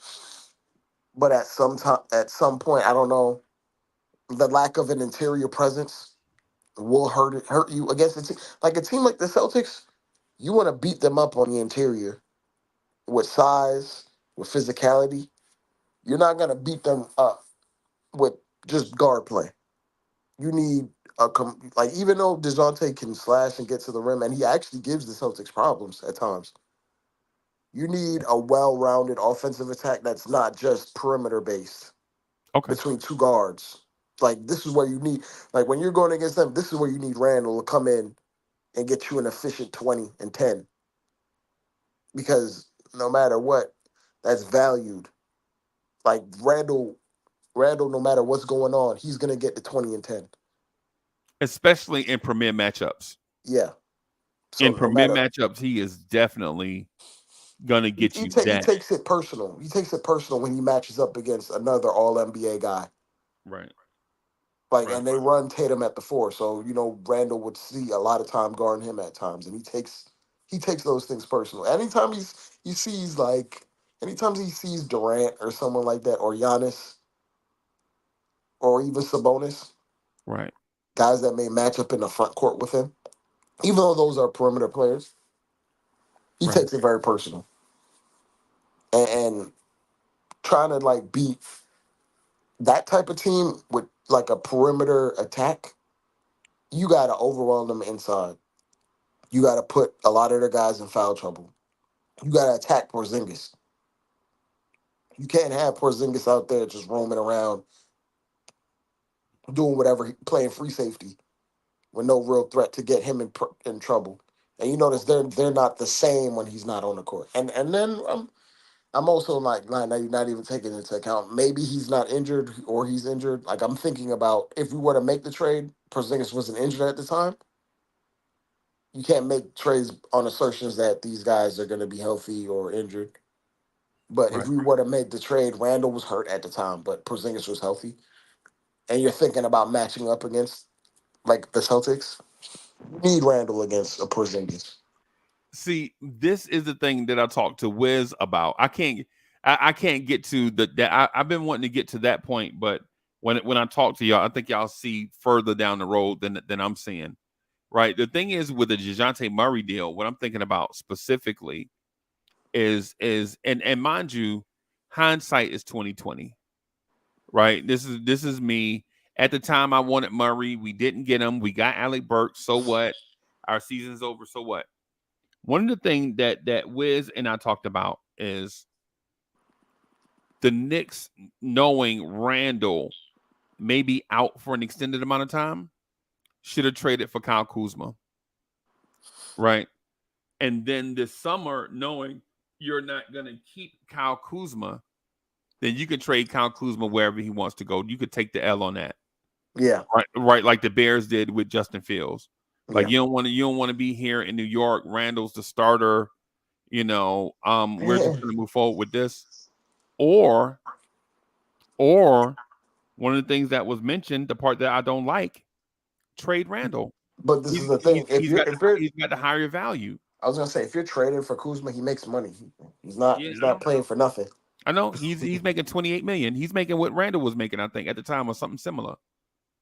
Yeah. It'll be kind of hard to do that move after you already did the OG move. And they're trying to maintain assets for a move bigger than a Kuzma. Now, I understand you want to push your chips in to try to go as far as you can for this season and see, but it's hard to justify it. They can make the money work though for that. Yeah, I'm saying it's hard to justify making the move after Randall goes out, knowing you need all hands on deck. Right.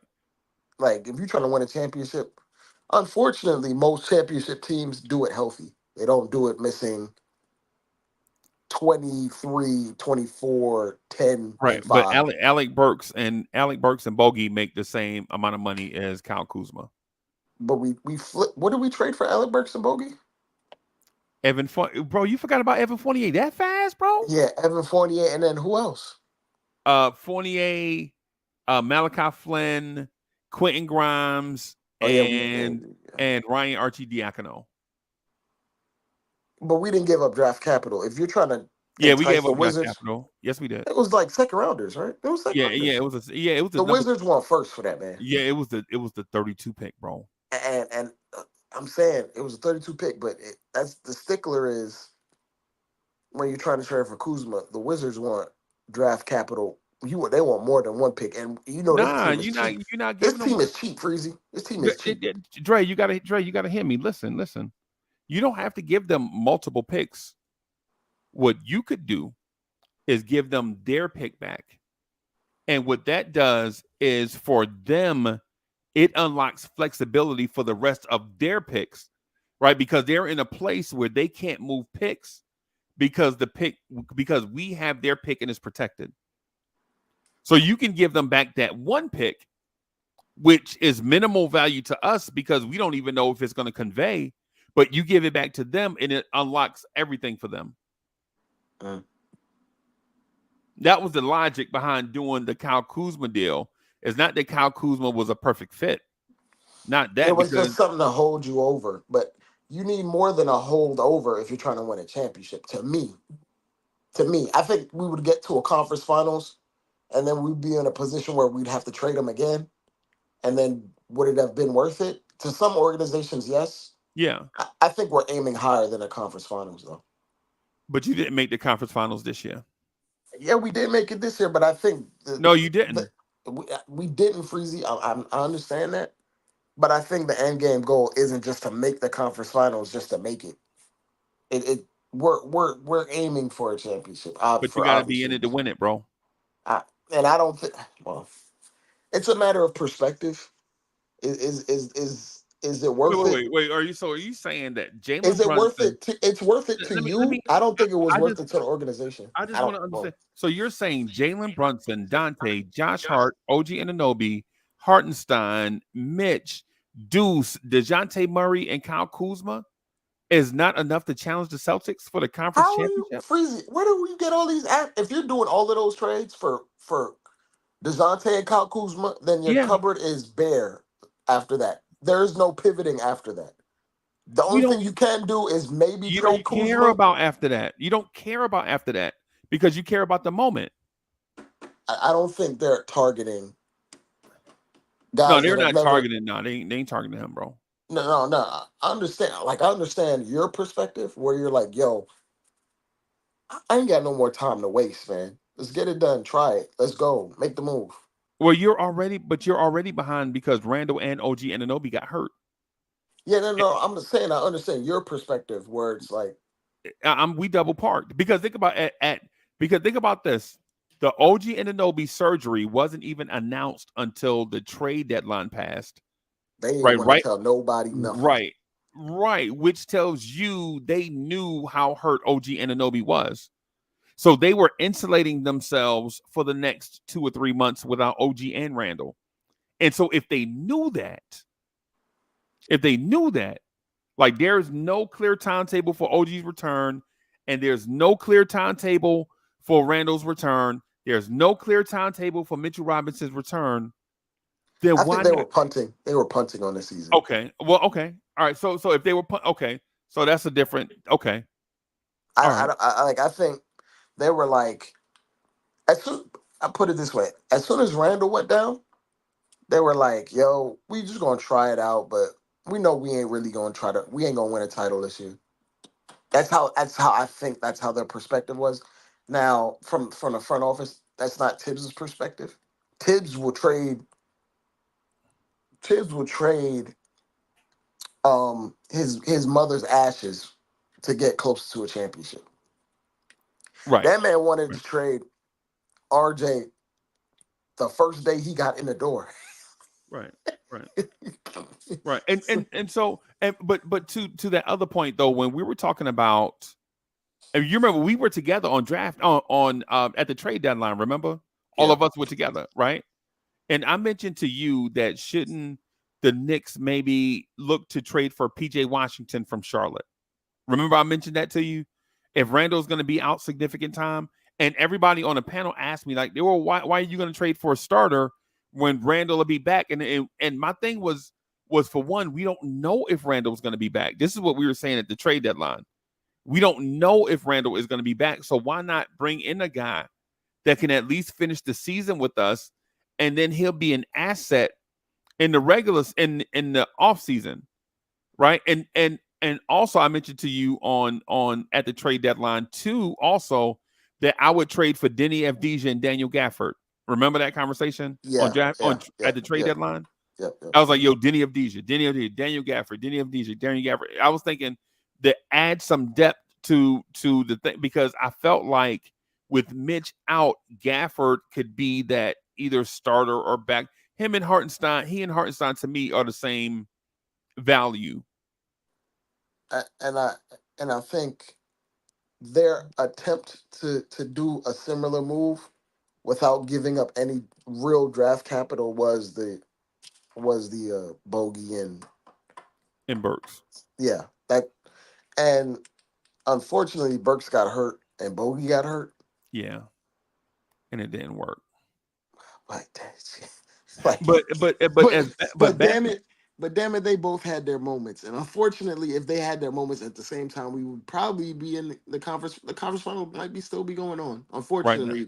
that's how the cookie crumbles. Like, even if we were to make those trades, what if those guys get hurt? It's just unfortunate. Right. Right. Because Right. I'm Yeah. gonna keep it real with you, Freezy. If Bogey's healthy and Burks didn't get the shoulder issue, I think we probably coast into the conference finals Yeah, because I think so too. I think we coast into it because there's a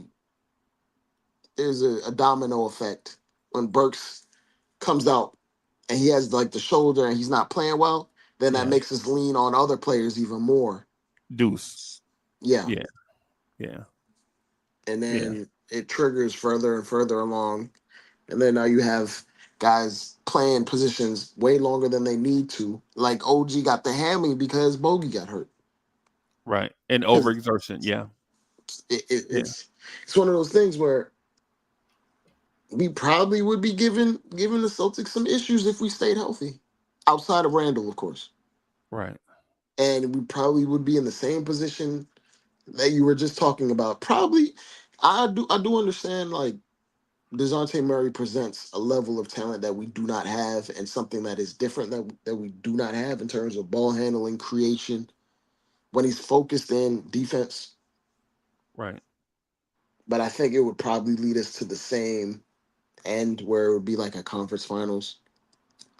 I don't know if we had enough without Randall, and I don't know if you like. I think you can do the DeJounte move. I don't know if you could do the DeJounte and the Kuzma move at the same time, asset Right. wise. Right. Probably not. Probably not.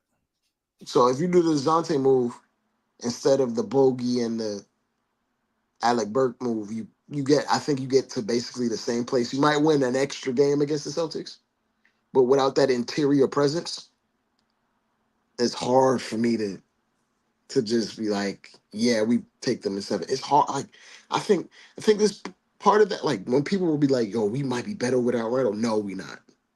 No.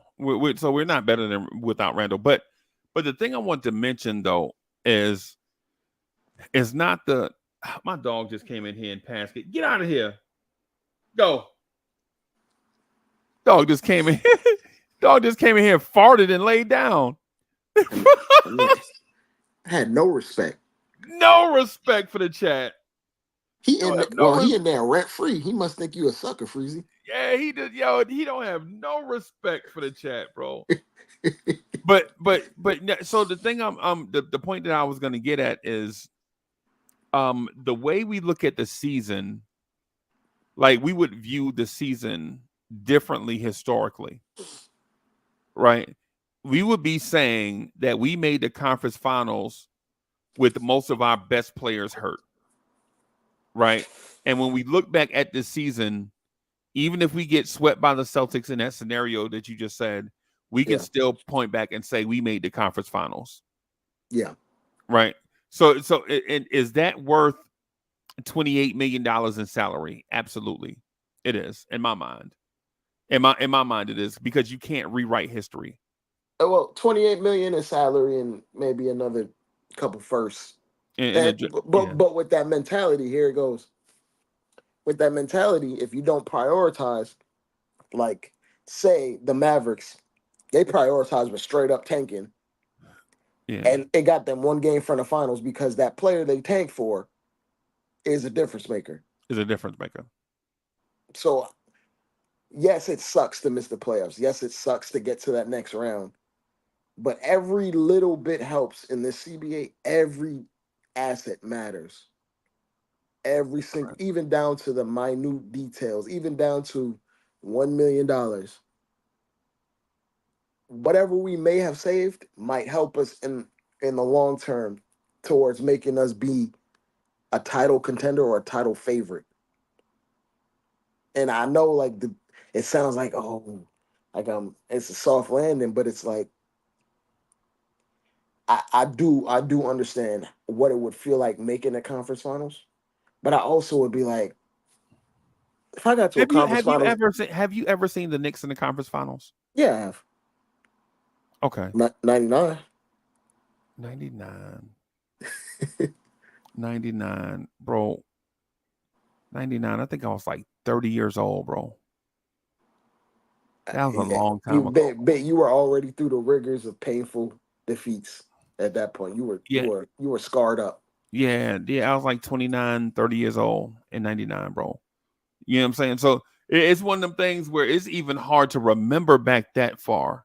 Yeah. Because they made the conference finals in 2000 also, but they lost to Indiana. That's one of the ones people forget about. Yeah, people try to suppress that. I cried. Yeah. Because yeah. But I was crying because I was a child, so. Yeah.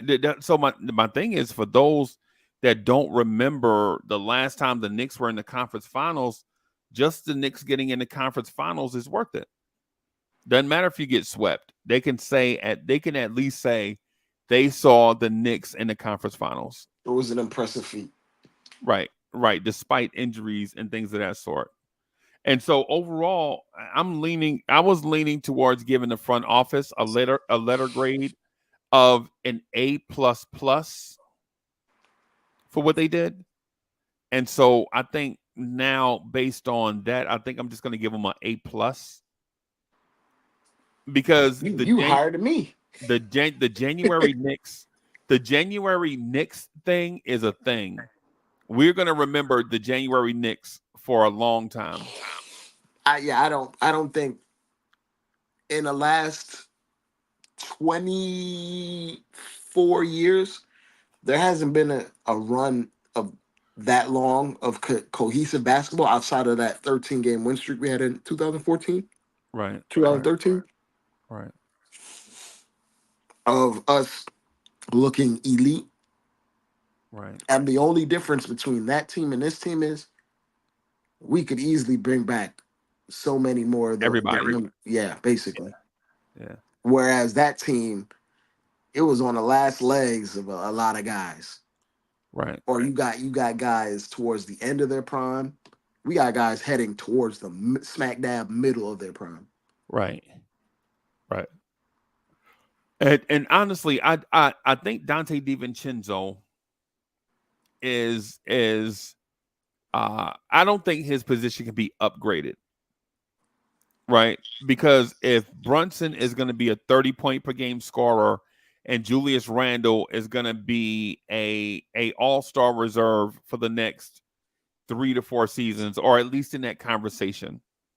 If Randle's going to be in that conversation as an all-star reserve for the next 3 or 4 years, that means Randle will be a 6 or 7-time all-star.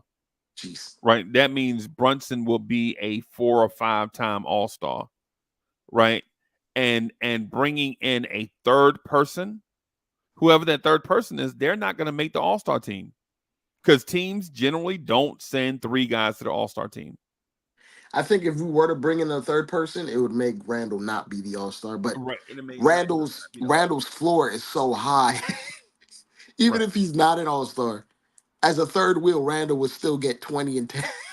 I think Randle as a part of a triumvirate is a spectacular thought.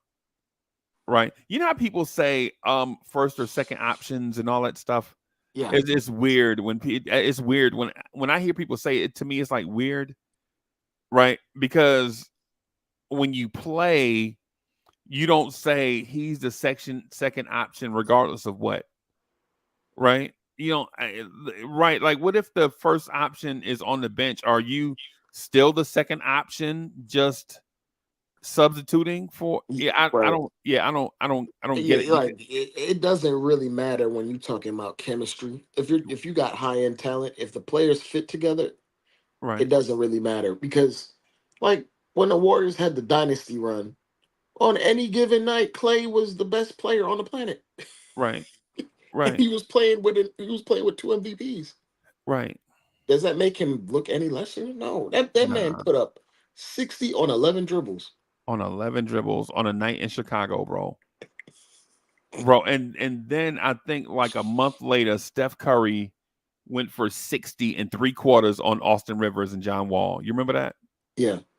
That man was so hot. He threw the ball 80 feet in the air laughing after he got fouled, and it went in nothing but net.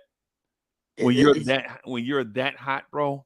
Especially in this era of basketball where there's so many possessions, it kind of doesn't matter. Right. Like a third option will average, a quote unquote third option will average 20 points per game with ease.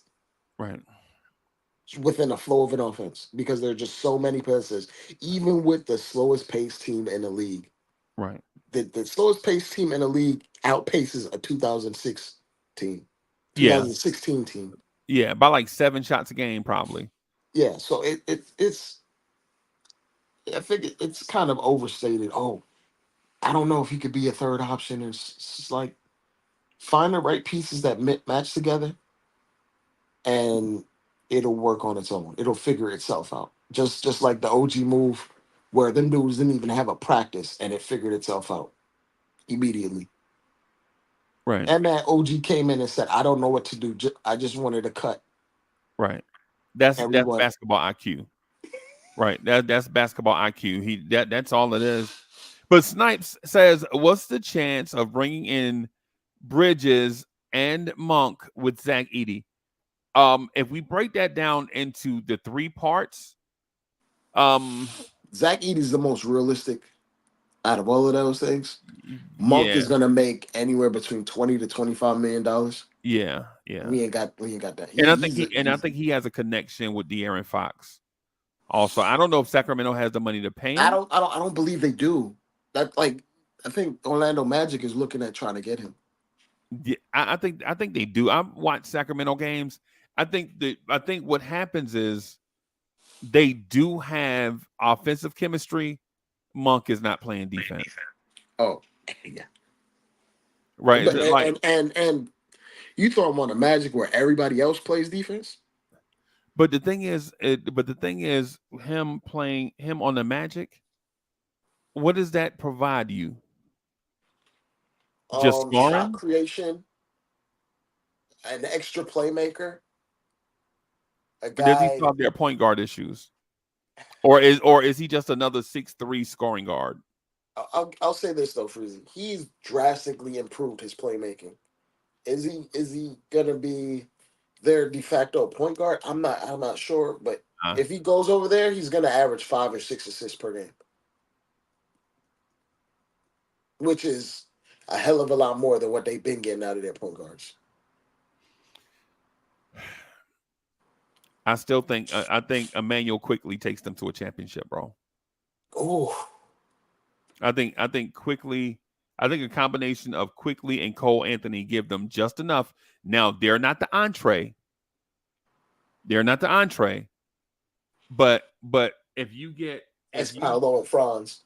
Yeah, it's all you have to do is take a little bit of the playmaking away from Paolo, a little bit away from Franz Wagner, which allows them to just be flat out scoring machines for themselves.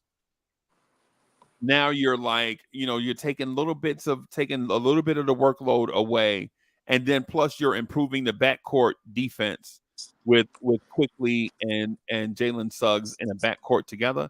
Not saying Quickly is a lockdown defender, but Quickly's the only fault in Quickly's game is that he's not a good point of attack defender, but he's a very excellent team defender. Yeah, he's short. Like when you get him in a painted area, people just shoot over the top of him. But what can he do?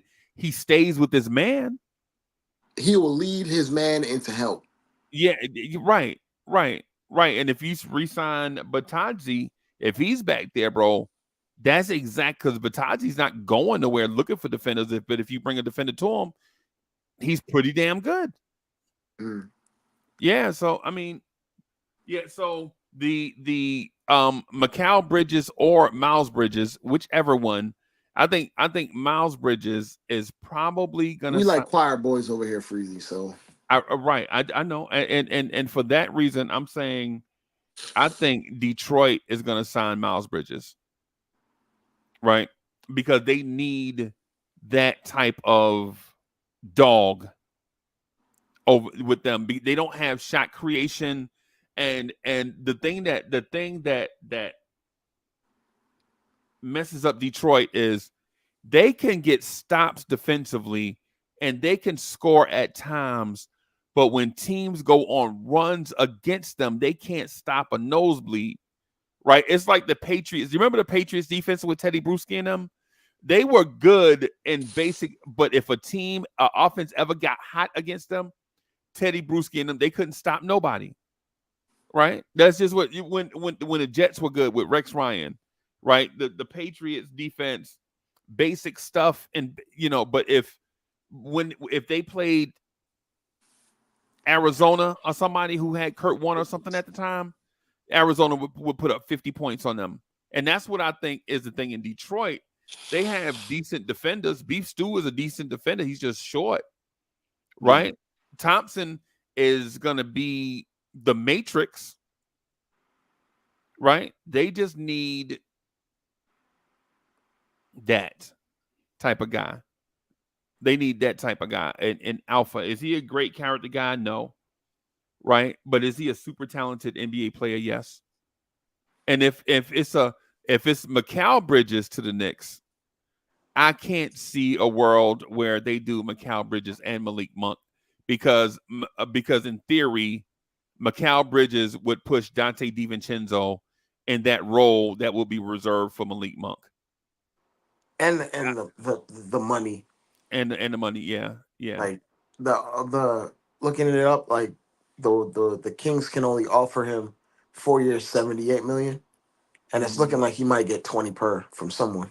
It's And something about that doesn't sound.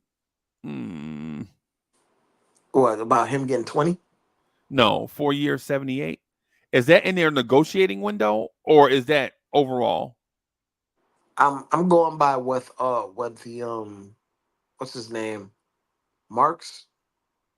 Because if a team is handcuffed in free agency, I think they're going to change that rule pronto because it wouldn't be fair for a team like Sacramento to only be able to offer 78 and then a team come in and offer him They're 78 and hamstrung $1. by their salary cap. Yeah, yeah. Well, Yeah, I was gonna say, an already strong Western Conference is projected to get even stronger next year, with almost every team in the conference set to compete. Monk is the team's most crucial free agent, but the Kings can't offer six-man of the year comp candidate more than 4 years and 78 million.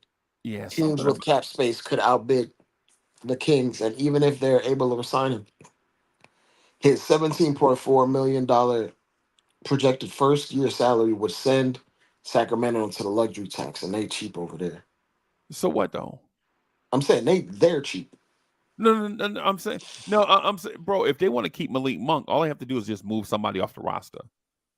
They can move Harrison Barnes off the They just roster. signed Harrison Barnes. Oh, re-signed him. Yeah, They they can can move move. Kevin Herter. They can move. Yeah, they can make a move to re-sign Malik Monk.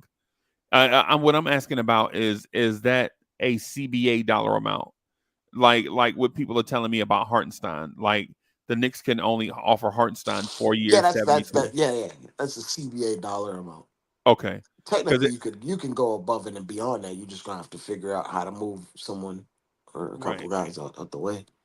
Yeah, that's what I'm asking because teams are creative. They have people smarter and more experienced than us in that field. They'll if they want Monk, they'll sign Monk.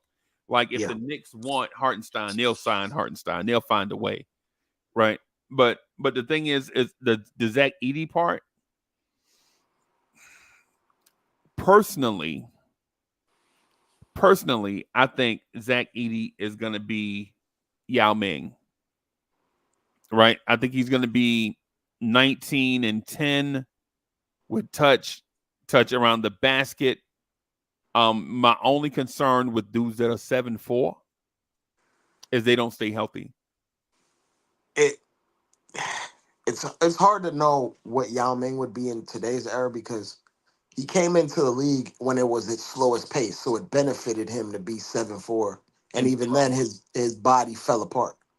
Right. A 7'4" guy in today's NBA is very hard. It's the reason why, like, a guy like Boban Marjanovic, when he plays, he puts up numbers, Right. extremely efficient. The Right. problem is he can't play at this pace Right. because he's 7'4", 270, 280. If you're lucky, probably higher. He probably like that man like 320. Talking about Boban? Yeah, That man Boban like is like yeah, 320. that man But like three. Yeah. but what's his name? 80 apparently lost a lot of weight. Yeah. Yeah. He's Yeah. And not he slow footed like the other big that came out of college that was averaging 30. The other 7 footer. You remember him? The guy that looks like Matt Dillon. yeah. Yeah. What's his damn name? He's Yeah. on the Wolves bench right now. Luca Garza? Yeah, Luca Garza. He's Yeah. not like Luca Garza, even No, though he's not Luca Garza. Luca Garza still has a place in this league. Like, Yeah. no, some guys are just good practice players. Yeah. That's Luca Garza. Yeah. Yeah. So the thing is with the Knicks, Miles Bridges is out, right? Now Mikal Bridges is probably also out. But the thing about Miles Bridges is this. Say you have the expensive car you want, you have the expensive house you want, you have the great job you want, right? You your bank account is or your asset manager is letting you know that you have super fluidity and you have a bunch of valued assets, right? To me, Mikal Bridges, to that scenario where you have the house, you have the car, you have the job, you have a super fluid portfolio that's going to bring in, investment dollars for the next 60 years. To me, Mikal Bridges is a mink coat. Do you have a car, you have a house, you have a job, you have all that stuff? Do you really need a mink coat? And are you I'm willing saying to you pay? can get you can get the car, but do you need the specific one with all the heated seats and the 20? Yeah. Say you have all that, because you have Brunson, who's a top 7 player. You have Randall, who's a top 30 player, right? You have Josh Hart, who at times looks like he can be a top 40 player. You have Donte, who's the perfect complement, right? You have all these pieces in place. OG's a top 5 defender on the Yeah, planet. you have OG Anunoby, who's a top 30 player, right? Right? Do you really need a mink coat? Right Like now, at some point, you remember, gotta be able to try to figure out how to get the most ideal fit with your money right? or your assets. You remember the mink coat is what got Frank Lucas caught. Remember that? Oh, the chinchilla, was it chinchilla with the I hat? believe it was chinchilla. I believe Yeah, it was the chinchilla. chinchilla is what got Frank Lucas caught. He had everything else, and that lady bought him that stupid coat and hat, and that's what got him caught. Right. So what I'm saying is You this: can overdo it. is You can it overdo worth it. it? Is it worth paying all of that for Mikal Bridges? When you could pay that same amount for someone better. Devin Booker. Yeah. And I know Phoenix is not trading Devin Booker, No. but I'm The talking about only the way asking price. these guys that move around is if they specifically ask for a specific team. Right. Now, there are connections between the Knicks and Devin Booker, and we are known to tamper. Right. Right. They Yeah. have another lackluster season, or they start out lackluster. There lies the issue, because there are it's they're like the Suns. It's a ticking time bomb over there. I'm not gonna lie to you, Freezy. They get off to a bad start, or they have another lackluster season. Kevin Durant is 37. He wants to win. They have literally the worst contract in the NBA that cannot be moved. And Bradley Beal. Yeah. Devin Booker's in his prime. Leon Rose is damn near his godfather. Worldwide West, he's known for since college. Probably part of the reason why the bag man over at Kentucky, probably the reason why he went to Kentucky in the first place. Right. And he sees what we're doing, and we have a slot where you could just plop him right in at the 2. Make Donte one of the best 6 men in the league, and go on without even thinking about it. So this is why I think, Freezy, this is why I think they've been maintaining flexibility this entire time, because they're not going to target Devin Booker this season, but I think they're going to try to push his hand. Or if they hired a new coach, and if that goes wrong, after Devin Booker's about to be on his 3rd coach in 3 years. Isaiah Thomas is damn near his GM. Matt Ishbia don't know what he's doing. The signs are there. Yeah, it ain't happening. I think you're a Knicks fan talking yourself into. I'm not talking a pipe myself dream. into it. I don't even think it's gonna happen. I think delusionally this front office thinks they can persuade any guy that they have connections to come here. I mean, and they've kind of done it before. Brunson, of course. Yeah, All these Kentucky players. No, Brunson don't count.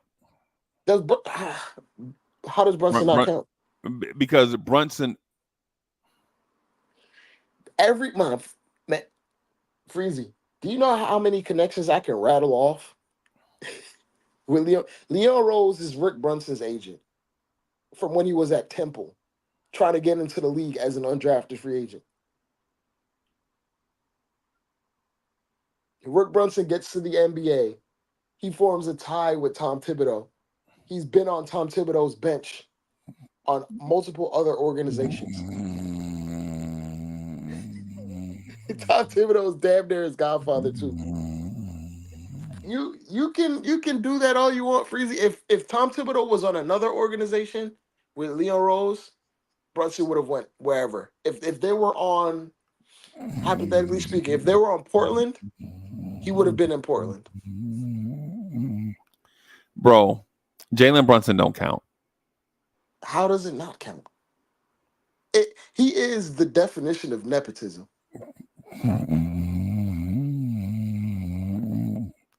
Jalen Brunson don't count, bro.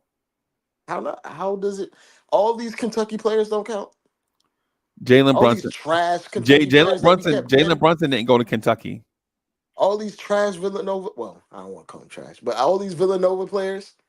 We definitely play two connections. That's all we do. Unfortunately, it works, and a lot of times it doesn't work. Evident by past moves by getting guys like Nerlens Noel and Kevin Knox. The Jalen Brunson thing doesn't count, bro. Why not? Right? And I'm trying to get to the point where I'm trying to tell you, and you keep cutting me off. Go. Bro, the Jalen Brunson thing doesn't count because Jalen Brunson was not a megastar at the time that this occurred. And assuming that this front office can go get a megastar because of connections is a false statement. Because from day one, they entered the scene, they were rejected. The first person they pursued, because everything you was telling me, you were not an attractive organization. Hold on. Oh, no, go ahead, bro. Finish it. Go ahead. No, I'm saying we're not an attractive organization. It would never work. Like, where were we coming from? We were in the lotto trying to get Zion Williamson and didn't get him and had to settle for RJ Barrett. Who was coming to play with RJ Barrett? And Julius Randle at the time, who didn't build up his portfolio to what it is now. Day one, when they entered the scene, that entire scenario you told me applied to Chris Paul. Oh, they're best friends. They vacation, and I remember people telling me where they vacation at. They were like, oh, they vacation every year together in such and such place. And Chris Paul was like, nah. Right? And we do this for everybody, every star that we think we can get our hands on. Right? Every scenario, we say Leon Rose can go get that guy. Leon Rose does not have the ability to go get who he wants when he wants. There are 29 other GMs that are also, and team presidents that are also well connected. These people are smart, bro. Right? And I understand who Leon Rose is and where he's coming from. But if it was that easy for Leon Rose, how come he hadn't done it in 4+ years? It's not that easy because you got to build something. Like Chris Paul is. Nah, you told me the story about Rick Brunson. Let me finish. You told me the story about Rick Brunson and hot sweaty gems trying to make his way in the league. There's context to this. Chris Paul was coming off almost beating the KD Warriors and then making deep playoff runs. He was not going to come. He begrudgingly went to OKC as a trade. Like, he didn't want to even go there. And the first chance he got to go somewhere that he viewed that had potential to go far, they went to a finals. He's not trying to go to a team that started with RJ Barrett and you're hoping at 4 power forwards and Julius Randle. You got to build something to make people want to come here in the first place. Right. The 4 power forwards wasn't here, though. That was he inherited that. Right. No, he didn't inherit Bobby Portis. Did they trade him? And he didn't inherit Marcus Morris, remember? They traded him before he got here. Before Leon Rose got here. That's what I'm saying. It was not 4 power forwards. But it was halfway through the season. We were still a joke organization. Like, how many games did we win that year? Bro, 23? But based on what you said, none of that stuff matters. It's No. Leon It, Rose. it He's it the it leader of definitely CAA. matters. Like having a winning organization, having promising players, it does matter. Like I'm not gonna say it Well, doesn't matter. we agree then because I said it matters, and you told me the story about Rick Brunson in a sweaty gym. I'm saying both of these things help each other. You can't have one without the other. Like Yeah, you guys are can. not Yeah, gonna you want can. to come here to play with bums. Yeah, you can. All you can definitely. Yeah. What I'm saying is the Jalen Brunson thing don't matter because there was an immediate tie. You just told me about it. Rick Brunson was in the Yeah, but sweaty gym trying to make his like you way. said, he's not a superstar, but he became one. And I'm telling you, I heard that same story about Doc Rivers and Austin Rivers. That was all over SNY. Leon Rose and Doc Rivers go so far back. Austin Rivers used to go fetch balls and he used to run around as a little kid. See, look at this picture of Austin Rivers with a Knicks jersey on. I already heard that story We before, signed bro. him and Yeah. as a CAA player due to connections, and it didn't work because Tom Thibodeau did not like him. Tom Thibodeau hated Austin Rivers. Right. But Right. Even, the whole reason he even got in the door was because of the connections. even though we knew Austin Rivers was a better player than Elfrid Payton, we knew that. But Tom Tom Thibodeau Thibodeau, didn't think so. and where is Elfrid Payton right now? Um, Playing for Indiana's G League team, losing in the championship. Elfrid Payton is that man coming couldn't off even the make an bench. all-star. He couldn't make the all-star game in the G League. That dude is coming off the bench for the Indiana Pacers G League team, bro. That's what I'm saying. Like some of the things, bro. I'm just saying some of the things. Like I'm not knocking Leon Rose. What I'm saying is Leon the story. Leon Rose has his connections, and then he lets Tom Thibodeau do whatever the hell he wants to do with the team when he gets it. Like the whole reason we even got Obi is nonsense. Obi should not have been here. But Tibbs was like, yeah, Obi should not have been here. Right. Watch me not play him. Right. Right. And you think Leon Rose is cool with that? Probably not. But Tibbs is his man. What I'm saying is Leon Rose and all their connections are learning on the job. They're learning. And we have to understand that coming from an agency to a front office takes some time to transition. Some things they're going to get right. Some things they're going to get wrong. If you judge them on some things, you have to judge them on others. You can't be a hypocrite with it. Right? If they're that smooth with going to get the guys, where the guys at? Right? The one guy, you should have got your nephew. If you can't get your nephew to sign with you, bro, that's what people been. If all you the can't old get heads your tell me godson, godson, bro, that's what the old heads tell me all the time. If he wouldn't have said, bro, if he wouldn't, his job was on the line, bro. This is what the old heads telling me. When the old heads talk, I listen. The old heads were telling me. This is why I'm saying, right. Okay, go ahead. I'm agreeing with you. I'm agreeing with you, Freezy. I'm agreeing with you. All I wanted to do was just finish my little part, bro. Okay, my fault. Let me finish my little part. I'm just saying, the old head said, if Leon Rose did not sign Jalen Brunson, if Jalen Brunson had signed with Chicago, Leon Rose would have been fired. Simple as that. I never heard of Chicago being linked to him. I heard Chicago personally. I heard that myself. Chicago was in the hunt for Jalen Brunson. But they already had Lonzo at the time. Because of everything we say about the Knicks. Oh, New York is home. Jalen Brunson played. You know, his father was a. Chicago is saying the same thing in their media. Jalen Brunson grew up in Chicago. Yeah, Jalen was born out here. Yeah, everything we were saying in the New York area, Chicago was saying in the Chicago area. If it was 10 years ago, and Rick Brunson was on the bench in Chicago with Tibbs, that's probably where he would have went. It has less to do with the Knicks organization or the city or whatever.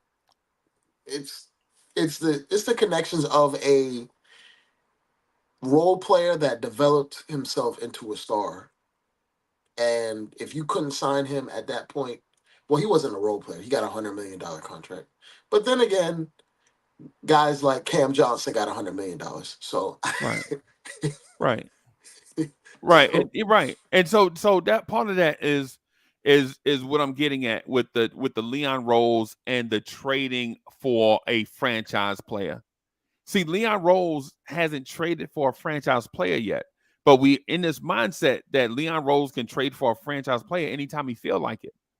But nah, he has not done that yet. Has he brought a star to New York? No. He's brought guys here and they've turned into stars, right? OG Brunson, right? But has he brought in a LeBron, Kevin Durant, Giannis, Jokic, those guys Luca, don't move like that. Embiid, I Booker, I don't. Tatum? I don't I think Booker's on at that level. I don't think Booker's at that level of those guys. Okay. That's why I'm not that like. It's like, I mean, Devin Booker is a very good Can I tell player. you who Leon Rose did bring here?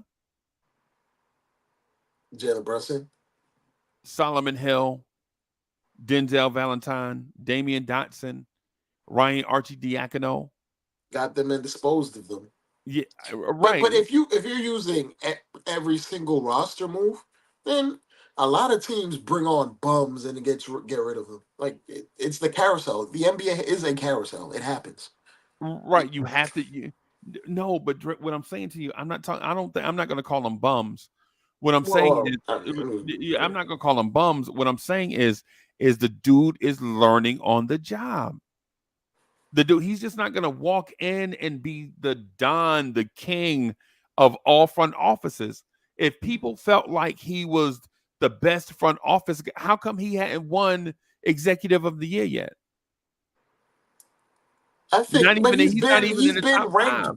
He's been high in the voting for What, 2 out of eighth? his few years. Eighth? It's not That man got voted eighth Freezy, last year. you think, but you personally think he should be higher. You yourself think he should be higher. I think he should be higher. Okay, then. I think he should be higher. Voting doesn't also always dictate. And I think part Yeah, of that, the opinions, the I opinions think of part of thousands of that is people don't matter. because he's never in the media. He's never speaking, so his profile is basically in the shadows, and that doesn't help earn him favor. Like for instance, the fact that OKC's general manager is always in the media every single year doing 2-year exit conferences, 2-hour Mhm. exit conferences.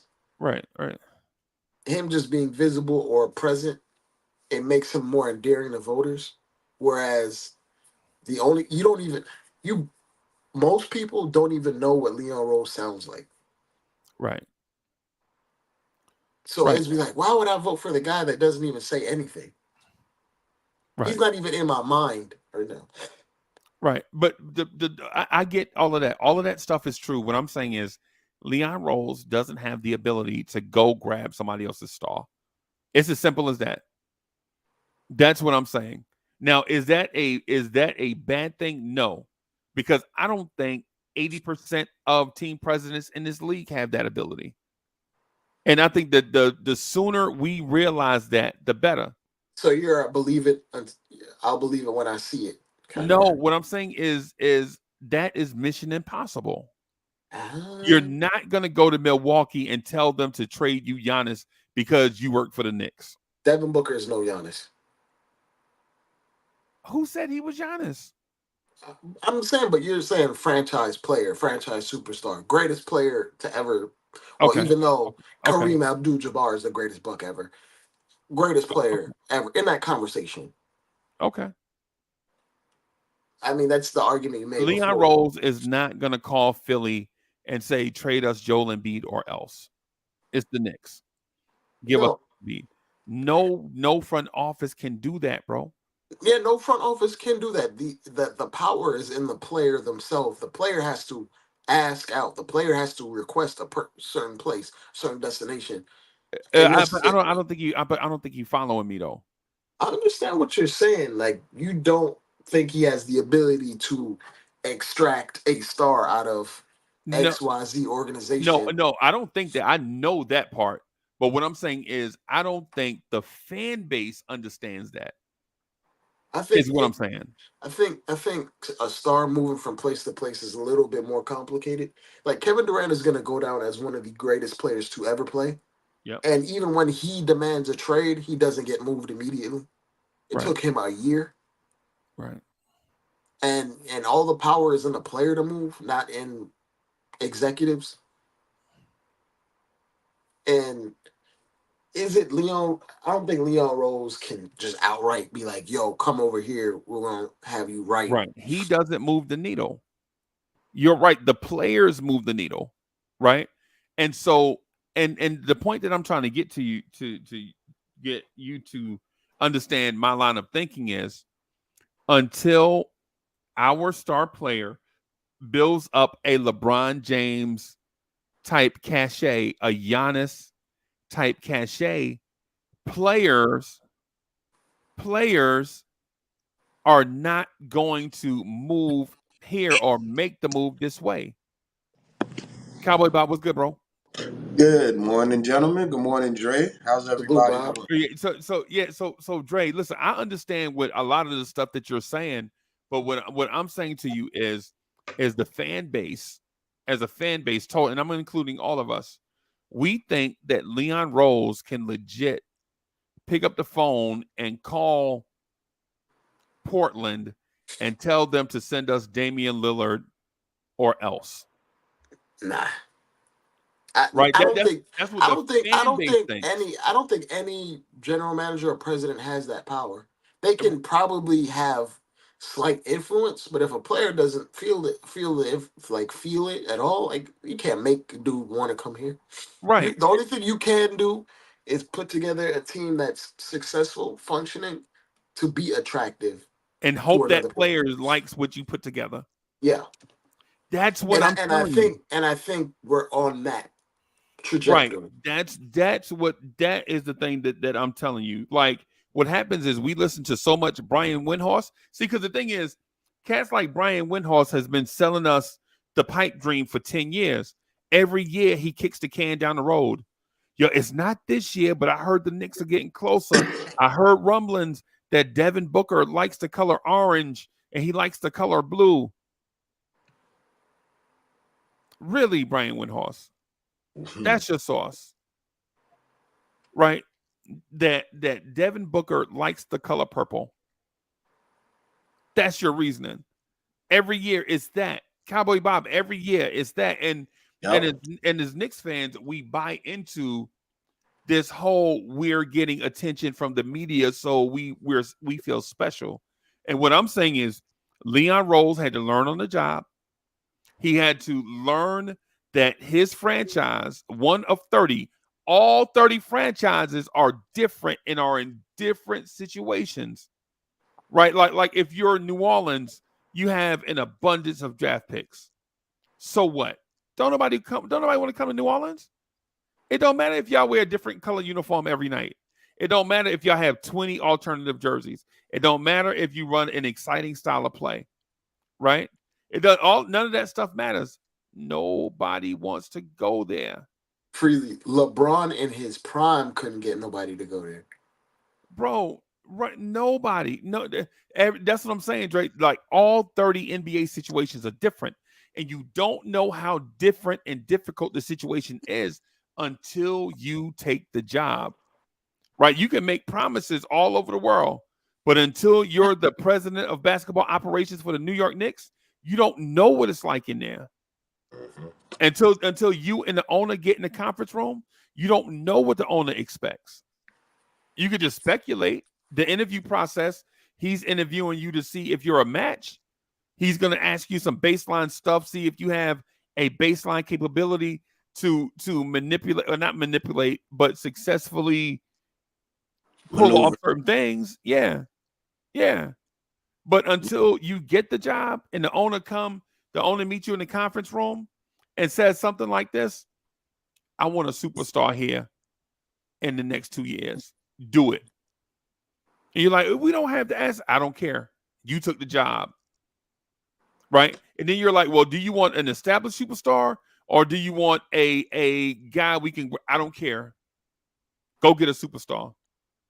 That Well, James Dolan might have that 10-year itch where he wants that superstar. But that Right. to me looks like desperation though, because you finally breaking away from a formula that you created and it's starting to be successful. So he's basically doing what we've always done. We get excited once we get a little bit of news or we get a little bit of Hey, you importance. you slept under the air conditioner too? Yeah, I can't help it. It's too hot out here. But hey, Bob, if we got excited, Donovan Mitchell would be a Knick already. No, but that's the thing. We've been talking about Donovan Mitchell since last year.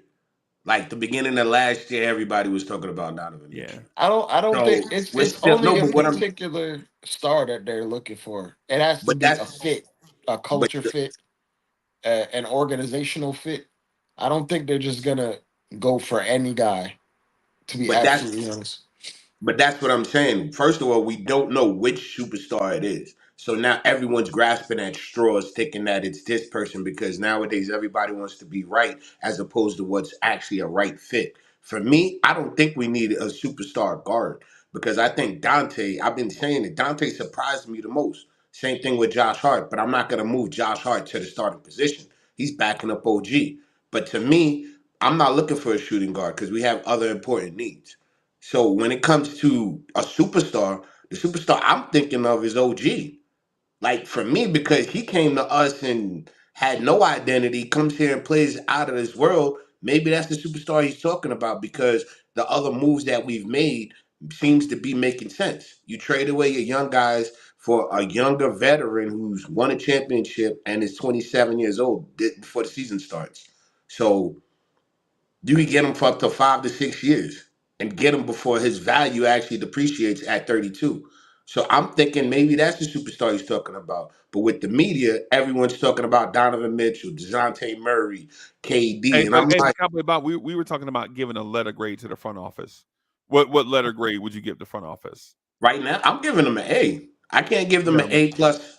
I can't give them an A plus because the thing is they took us even last year. We gotten better last year. The last 3 years we've gotten better. So I have to give them that A. They started off with a C. They moved up to the A category because they kept improving. Like going to round two, game seven, as opposed to a game six, that's one extra playoff games. That's improvement to me. So I give them an A. Now for them to get that A plus, they got to win a championship. Yeah, and Dre, so the reason why I gave them a A plus, right? The reason why I gave them an A plus, because I was going to give them a B plus, right? I was going to give them a B plus, right? But the reason why I gave them an A plus is because they were smart enough to say F them kids. Mm-hmm. That's the reason. That right there is the main. Now, mind you, I love the kids. You know, I'm like Trick Hey, Daddy. baby. Trick love the kids. You know what I'm saying? But my thing is when they made up in their mind that this is Jalen's squad, them kids were gone. Mm-hmm. Right? Them kids were gone. Nah, RJ going to the rim throwing. Yo, matter of fact, I have footage of RJ Barrett. don't do it. Cowboy Don't Bob, do have it. you seen the latest footage of RJ Barrett going to the rim? Nah, I haven't seen anything since. Nah. RJ Barrett live in San Antonio going to the rim.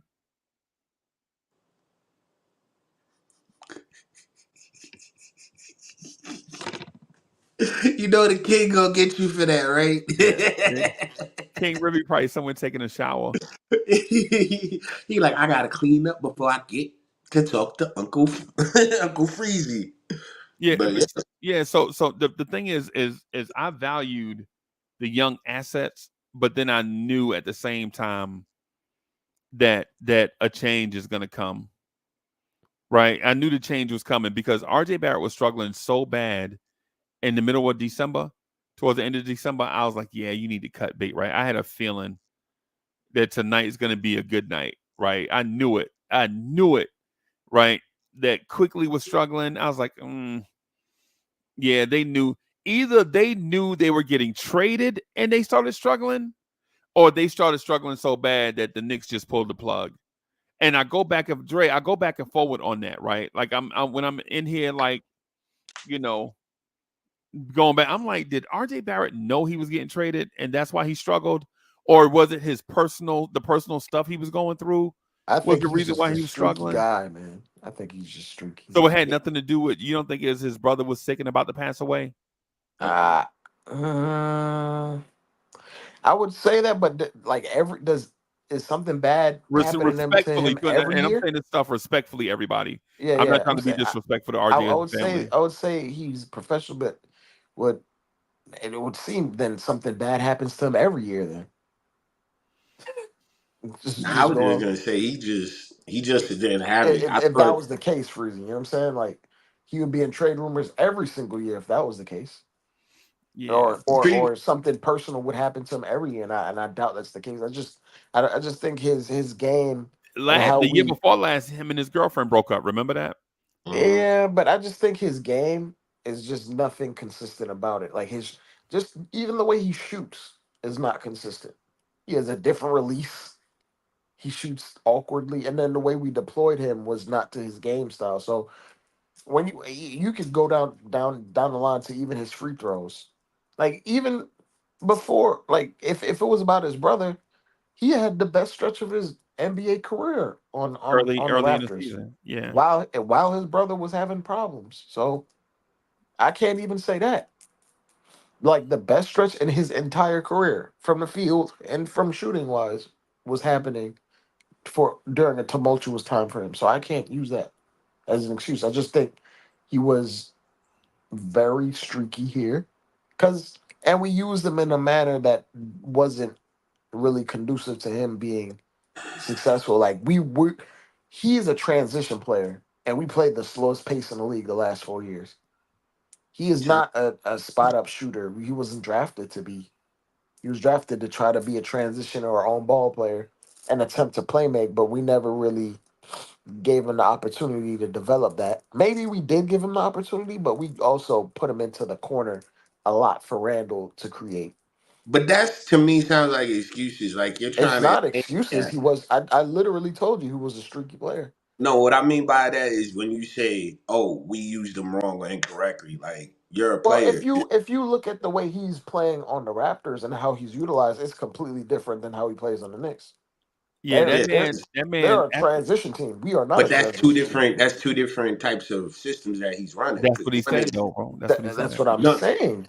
Like I understand that, but what I'm trying to say about it is I see that point. But to me, since RG's been here for over what 4 years, 4.5 years with us, I think he's been with us for that long. He should have adapted some type of skill.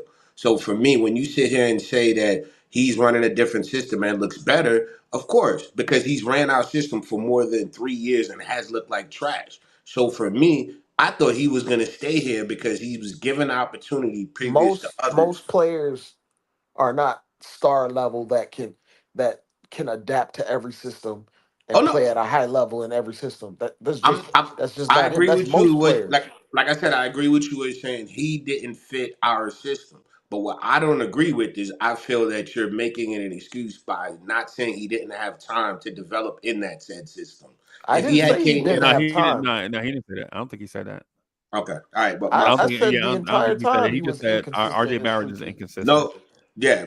So him being That inconsistent to me, for him being inconsistent to me is to say that he lacks the development needed to stay here.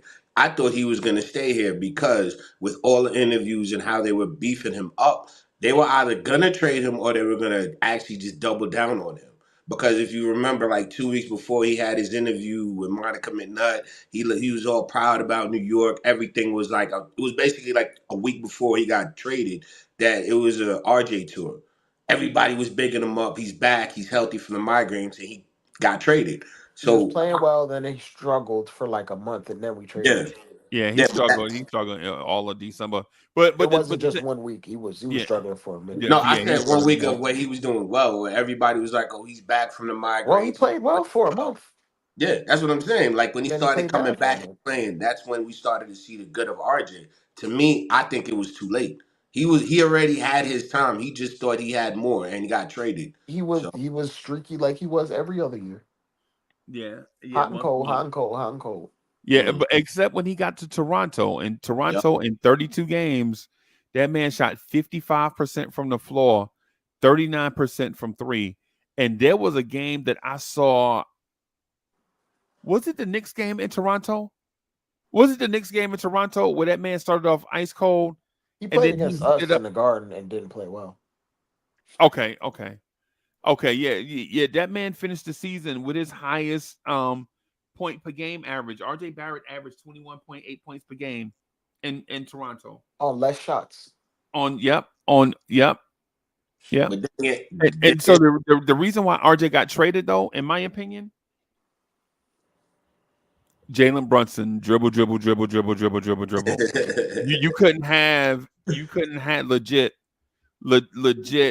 You're not gonna be able to feed the Brunson beast. The Nova boys emerge. Randall make the All-Star team, and RJ Barrett make the All-Star team and be most improved player. All of that wasn't gonna happen at the same time. It was never going to happen. The only way that would happen is if RJ became an elite shooter. Right. That's the only way. Right. And knowing his inconsistency, this is the whole thing. He shot amazingly well from the free throw for us. For the Raptors, he shot like 61%. Exactly. He out here looking like Shaq. That man could have averaged 24 points a game with his free throw. That just speaks to how volatile his game is. Even when he's playing well, it's never all the way right. Right. It's the fitted sheet. Remember I told you about the fitted sheet thing with RJ? Yeah. When 3 parts get covered, another part pop off. Yeah. Like remember when his offense was cooking and his defense disappeared? Remember that? Oh God. That was bad. The only time Freezy had it right was when we had no crowd or no fans. Right.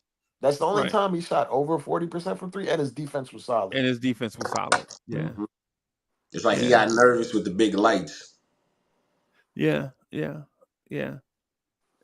So I'm giving the front office a plus because they got rid of all the kids, right, and not in one deal, right? They got rid of the kids in 2 separate deals, right? Mm-hmm. And they got rid of the kids in a way that none of us really regretted the kids leaving, right? Because if Quickly would have went in one deal and RJ would have went in another deal, it would have looked like they getting rid of the kids. Right. But the fact that they did Quickly and RJ for OG Anunoby and then Grimes and Malachi Flynn and in another deal, it just looked like they were just included in the deal. So, and I give them an A+ for that deal too. Getting rid of guys, doing an uneven trade so they can add guys to the roster. And I think they added Shake Milton to the roster after that. Mm-hmm. So I agree with that. They did a lot of good moves, especially with not even just acquiring a new talent, acquiring them and making them useful now, as opposed to being another year or 2 project. I gotta say something before we get out of here, everybody. I gotta put a rock in Dre's shoe, right? That sounds like a regular, everyday occurrence. Every day, bro. It make you tougher, bro. We all get stronger. We need better inbounders, Dre. My rocks are calloused right now, bro. Dre, nobody likes a flat soda, bro. People like soda with bubbles in it, bro. Mm-hmm. You're right. I tell Modell, why are you so aggravating? Nobody likes a flat soda. People like soda with bubbles in it. But anyway, the thing I was gonna tell Dre is, I think our center of the future is James Wiseman. I think Tibbs can take James Wiseman, bro, and turn him into something better than Mitch and Hartenstein put together. Like what he did with Randall? Like what he did with Hartenstein and Nerlens Noel and Norvel Pelle and Hartenstein. I think Wiseman is the answer, bro, because he's athletic like Mitch. He's strong like Hartenstein. He can do a bunch of, and he's just, the only thing about him is all the stops that he had went to and all that stuff. They just wasn't ready for, these places were not ready for Wiseman. I think he's going to start off on the bench. SEC biased. I'm gonna say this, Freezy. The organization is very analytically inclined, and analytics hate that man to the core. He's literally one of the worst players in the NBA. Under every context. And so was Randall at some point. No, Randall was not. No, Randall was not this. Okay, maybe not to his standard, but what I'm saying And was first of all, we got Randall before the turnover, organizational turnover. no. What I'm trying to say Remember, is we no got one Randall expected. before Leon Rose got here. Before What Leon Rose spent all that money on the analytics department. But what I'm saying is before that, no one expected Randall to turn out the way he did. Everyone expected Randall to be okay, but for him to be, from what I've heard from when before we had Randall, everyone was talking about how bad his numbers were. Even now, they're still talking about how bad his numbers was, even with us. If I gave Me, you the average age of the most improved player of the year, hmm Randall is an outlier. Like Randall's an outlier. Yeah. hmm he's not normal. hmm We But can't that's what we I'm can't saying we with can't Wiseman. use But we that's to can't the you Wiseman we point. can't extrapolate. And to be absolutely honest with you, Randall showed more as a Laker than Wiseman has shown in his entire career. In his entire career. Yeah. But that's what I'm trying to simply say. The betterment from what they were to what they can be throughout the different systems that they've been in. Tibbs can do that with Wiseman based off of what Well, I think that maybe he he has. can. I just think you can't compare him to Randall. Just No, I me. think I'm not comparing him to Randall as far as like his game. I'm talking about the success that Randall No, had not his earlier. game. I'm just talking about the outcome and how he got from point A to point B.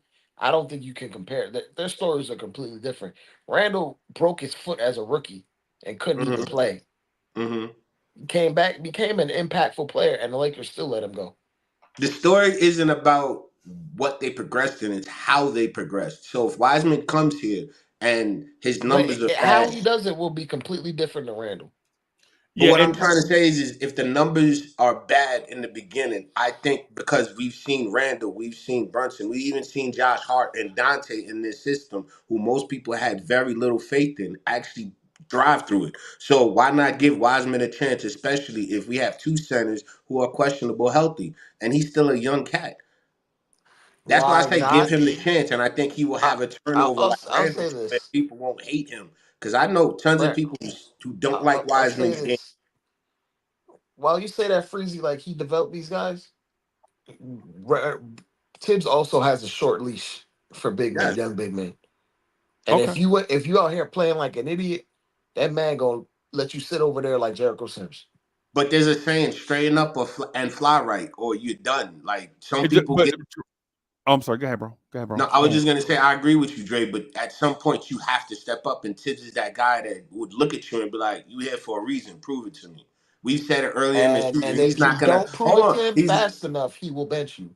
exactly, but that's the point to Wiseman because Wiseman has had so much negativity throughout his career. He actually has a coach to where he can actually sit him down and be like, "Look, this is what you can do. This is what you're doing. Tibbs Wise also up." had remember Freezy when we first got Hardenstein, he had a short hook on Hardenstein. A Yeah, very short hook. exactly. And that's what He I'm yo, saying. he was playing Taj. Remember, he would play Taj over him. Mhm. Even when we were currently had Taj this year, he was playing Taj still. You know, so, but real quick, I just want to say this thing about James Wiseman, right? So just real quick, He has all the talent I, in the world. It's just between the ears with him. Cowboy Bob, I said real quick. Just let me say this thing about Wiseman. Drake, come here. Drake, come. My fault. Now go ahead. No, I'm done. I just said like he has all he is more talented than any center we had. Physically talented than any center we had since like Patrick Ewing or something. Just physical gifts.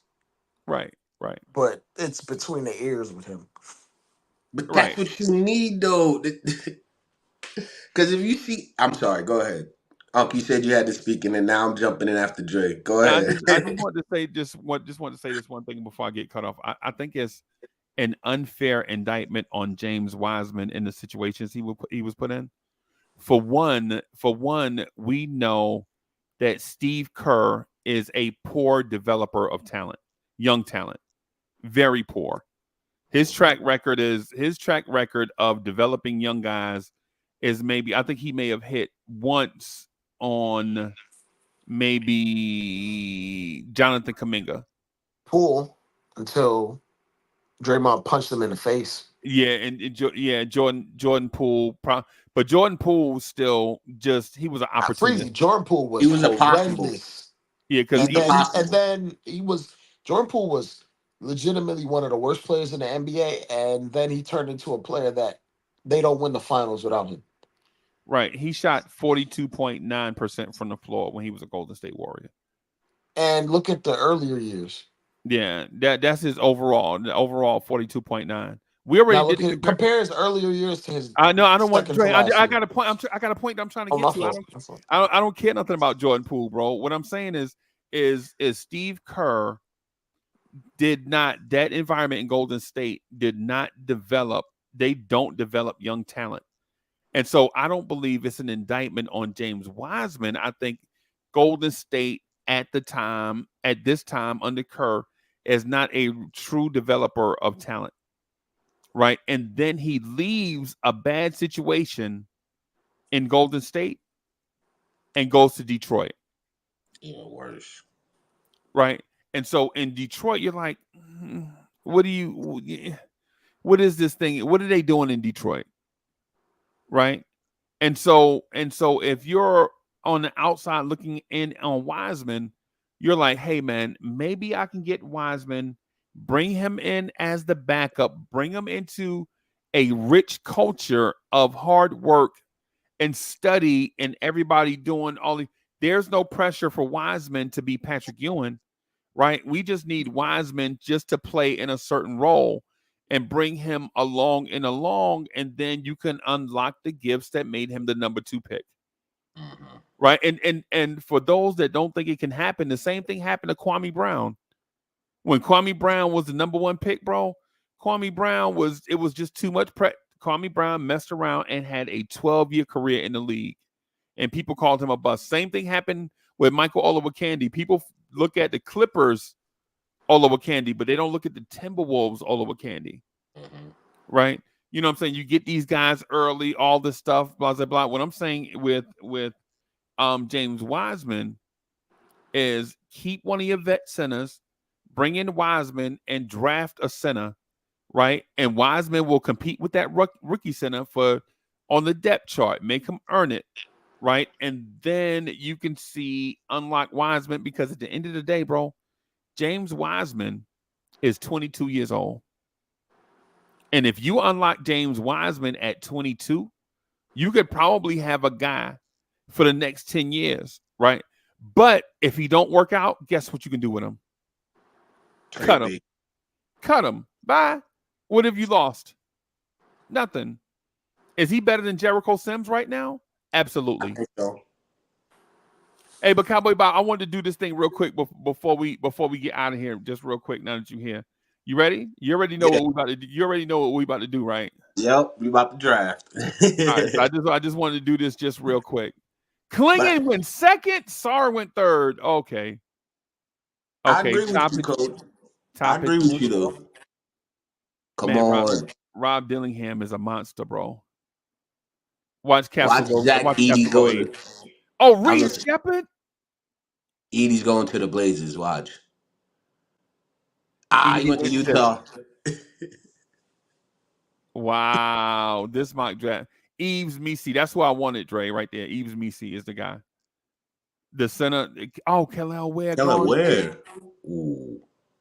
Dre, this mock draft is going to be weird, bro. Yeah, because Kel'el, I thought he was a late first round, like around our area. Isaiah Collier's Devin gone. Carter? Oh. Is Wagner going? Yep. Oh, no, that's Walker. No, not yet. Not yet. How about Dunn? Carrington is gone. All right, we on the clock. All right, Dre, number 24, what are you doing? What are you doing right here with the 24 pick?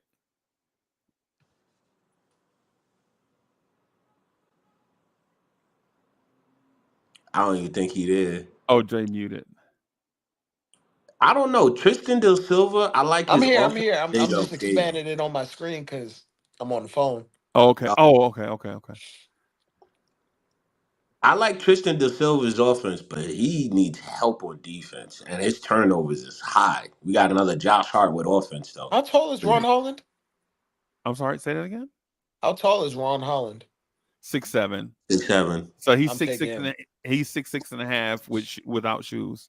But Kevin McCullough's also 6'7". Why would you take? he can get one of those Jacob Talking, Daquan Jeffries slots on the end of the bench, man. Yeah.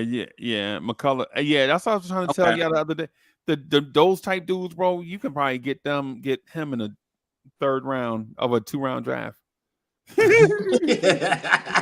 Uh, but I'm with Dre on this one with Ron Holland on the board. I'm just gonna show his info just real quick.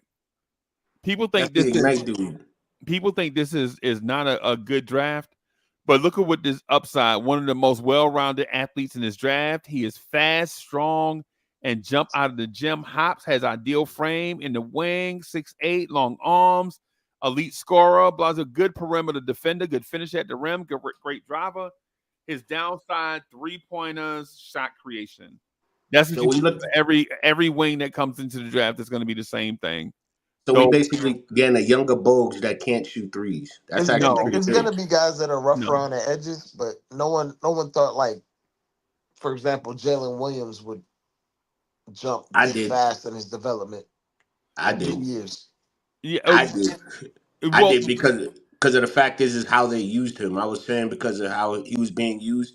They used him the way that they're using him now. I knew he would be on this path. Plus, he was a good He free didn't throw have the shooter. shooting. He shoots 40% from three. No one thought he was gonna be Dog, that I'm not talking about in the 3 three. I years, was man. talking about the way he hey, we was talking attacked. about just All staying right, on my the fault. topic. So we talking Yeah, about yeah, yeah. Ron My Holland. fault, my So fault. we talking Yeah, about go on. Ron Holland, right? So Ron Holland is the opposite of Bogey.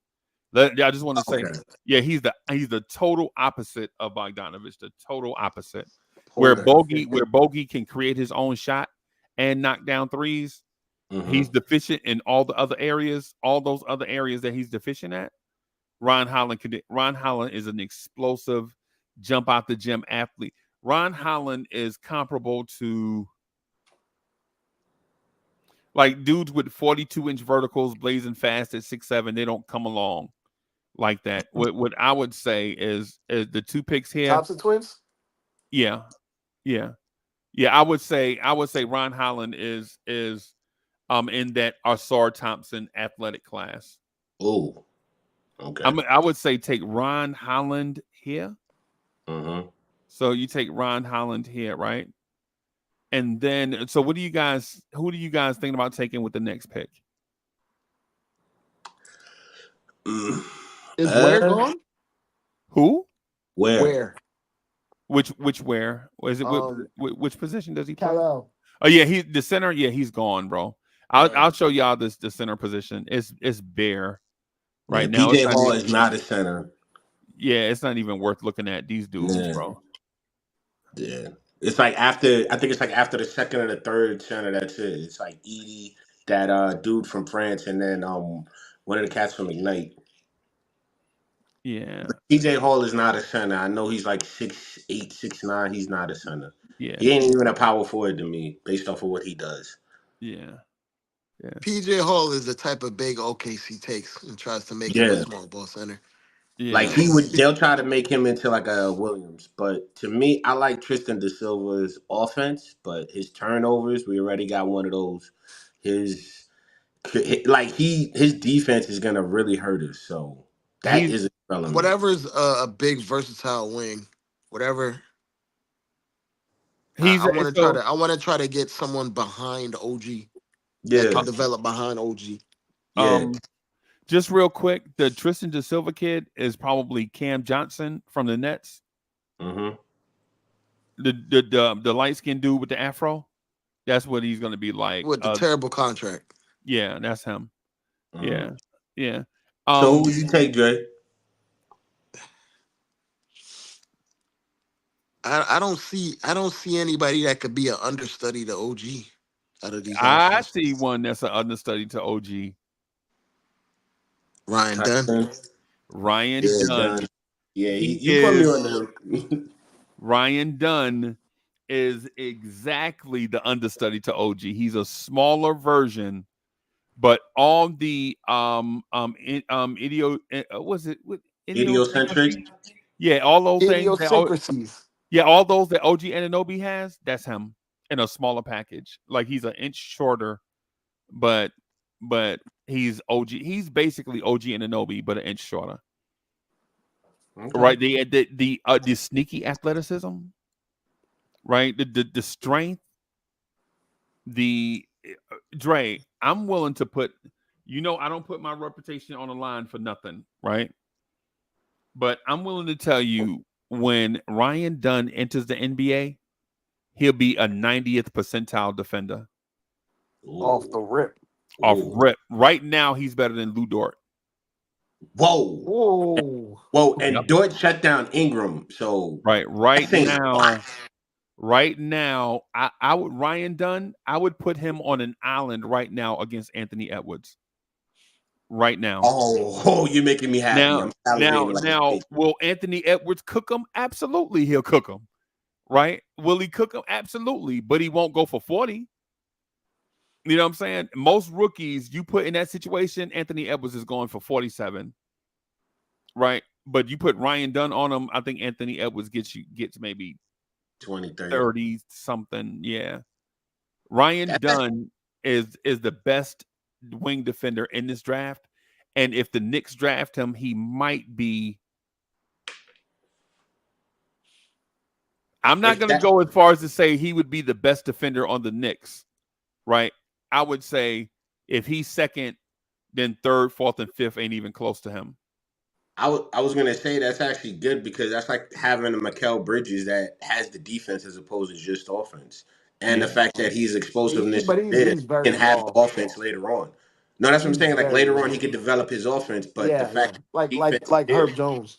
yeah, exactly. That's what I'm saying. So right there, that's perfect for us because if you got two guys at any time, you got one key defensive lockdown player, and I'll He's use a, it he's a again. he's a better defender than Herb Jones right now.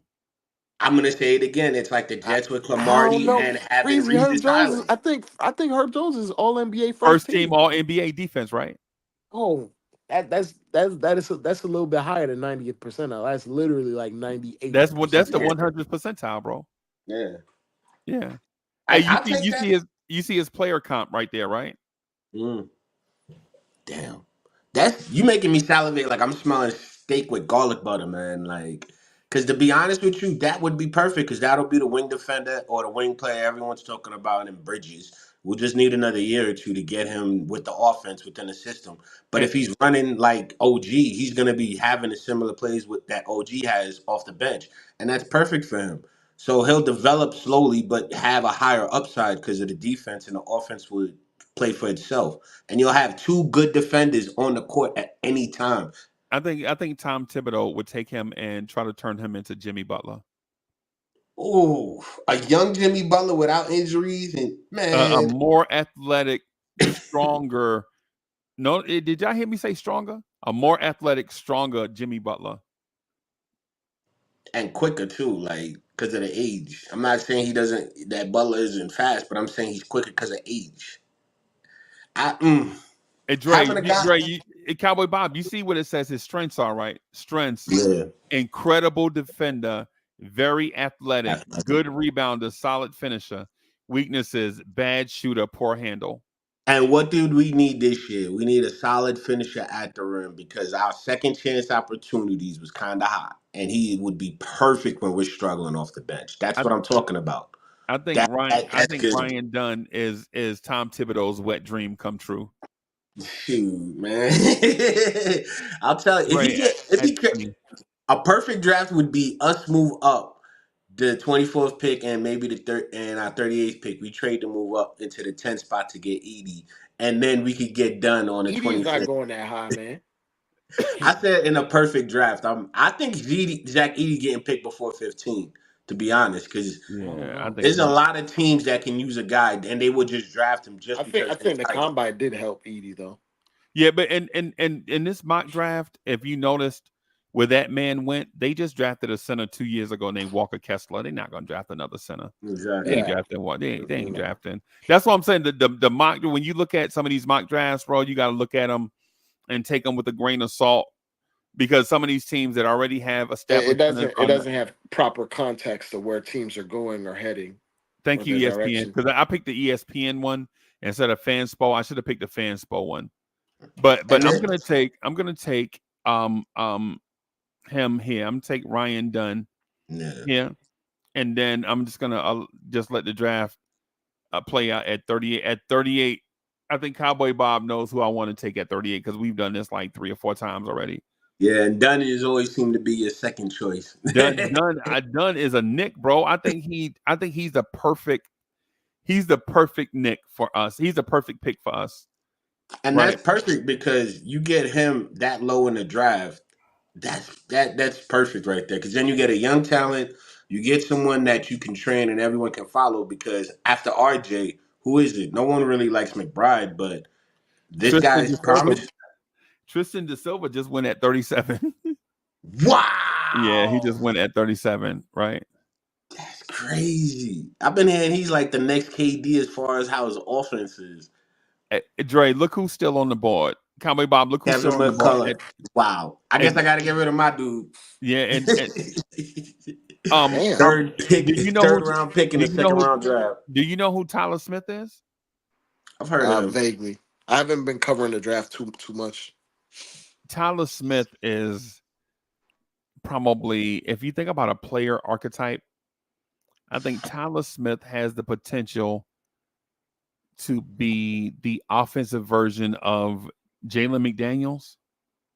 Oh, The offensive version of that. Like, oh, okay. All right. So, great 3-point shooter, solid off the ball, shot creation upside, Trey solid Murphy. potentially versatile defender. So Trey Murphy. No, Trey Murphy's defense is way better than him. Yeah. But he's got the versatility, but it's not. You don't know if it's going to be good or great, right? So it's yeah, bro. no, I was just gonna say, what position is he playing? I couldn't see before because to be honest, He's a 3-4-5.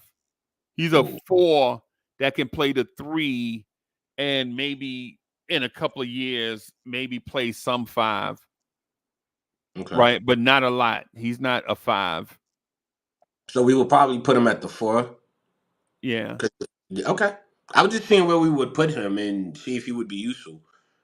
That'll actually work us out because we'll have a backup defender, a backup, so to speak, power forward or versatile guy that I think has a higher upside than Sims would, who's currently at that position.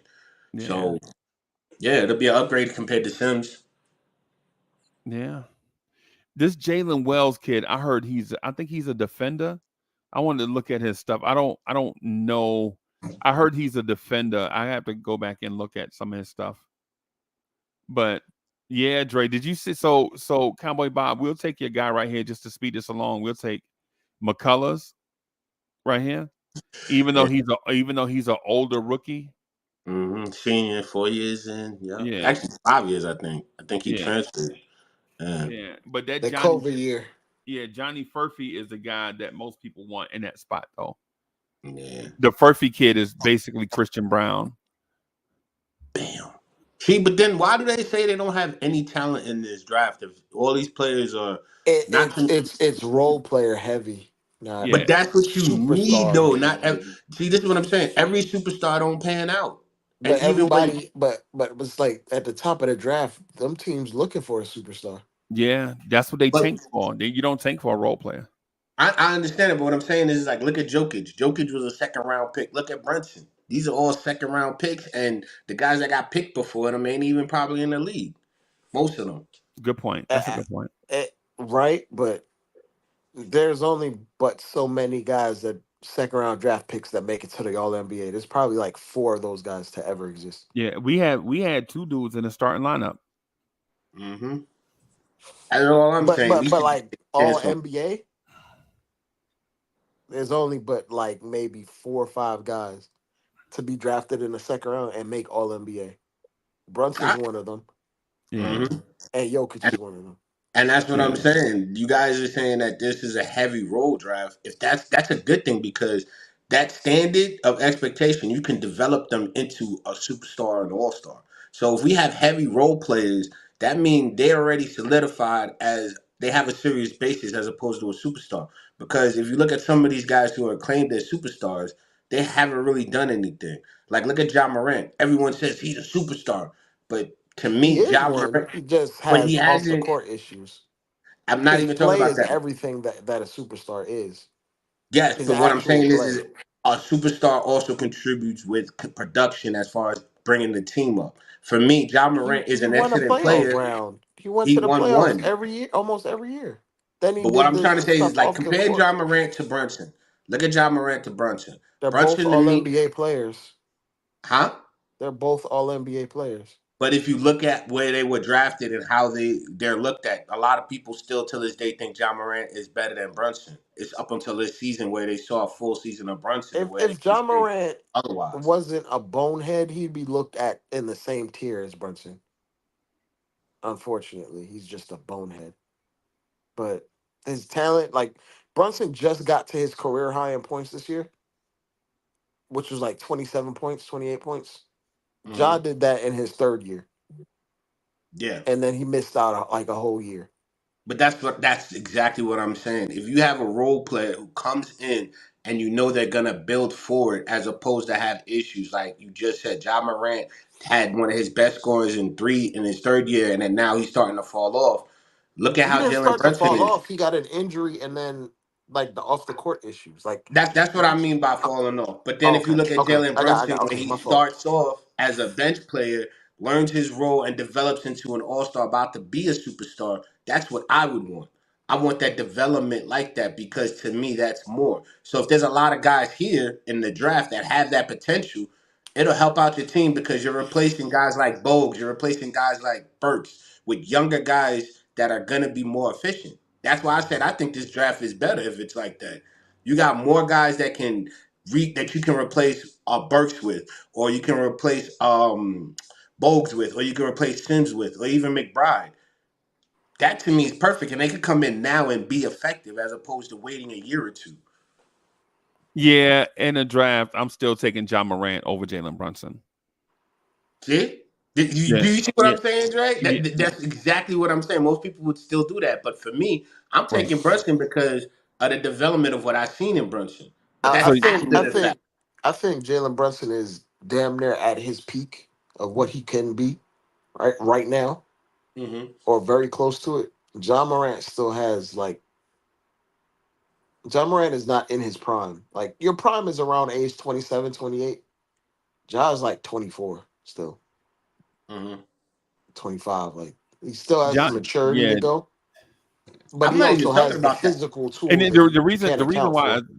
I say that is, can you imagine if Aaron Nesmith picked up John Morant 90 feet from the rim?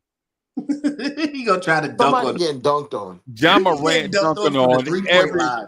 John Morant is gonna dunk on everybody with a Pacers uniform. Reggie Miller gonna get dunked on, bro. Everybody that ever wore a Pacers jersey getting dunked on, bro. He It's breaking like the the, backboard. It is no shade on Jalen Brunson. It's just the margin for error with Mhm. John Morant is there's more of a margin for error with John Morant Then Yeah, than it is with exactly, Jalen Brunson. and where that's all where I'm where trying to say. where where Brunson lives in the slimmest of margins because he has to be one of the most skilled. Like I put it this way, there's the reason why Brunson is at the highest in terms of dribbles is because he's not a freak athlete where he could Yep. just blow by someone and get a layup. He Yep. has to dribble, to set his man up and get to his spot and get his shot off. But in that time, he can get double teamed. You can force him to make turnovers. The defense gets a chance to reset Mhm. Yeah. all these different type of things. Whereas with Morant blowing right by whereas him. with John Morant, if your front foot is in the wrong place, the play is He is over. gone, bro. He dunking on you from wherever. If he see your He is foot is out of place, he dunking on you, or he gonna Cowboy go up Bob, in that the air. man. So my son, so Rock is about 6'4", about 260, but he's like a. You ever heard of John Abraham? Yeah, had many So he's sons. like so my son Rock is like John Abraham, like he's 260, but he looks like he's about 218 or so. And my son ran track and wrestled and played football, right? At that And size, yeah, my son played power forward for the basketball team, right? So my son just so they legit are playing Crestwood, right? My son sees so we turn the ball over, they're coming down, right? Ja beats our guard to the ball. My son has about a 10-foot head start. My son ran track, bro. Yeah. My son ran track, right? He ran track. He's like fast at 260, right? Or was. Now he old now, right? But my son sprinted to where everybody's get back, get back. My son sprinted to the rim and jumped, and Ja was already in the air, bro, with two hands off 2 feet, and he threw that ball off my son back. And now when my son be hollering at girl, my son live in Nashville now, right? Got his engineering degree, Clemson. He was, in classes with Deshaun Watson, all these guys, right? So now when he picking up chicks and in Nashville, right? Hey, what I'm saying, my name Rock, whatever, blah, blah, blah. They're like, oh yeah. You're like, yo, oh, you want to know my claim to fame? Oh, I got dunked on by John Morant. You know what I'm saying? That's his pickup That's his line. pickup line. Yeah. Yeah, he got dunked on by John Morant. Now, mind you, he's in Tennessee working, right? Mind you, John Morant plays in Tennessee, right? Mhm. Even though Memphis is closer to Arkansas than it is, Tennessee. you know what I'm saying, over here.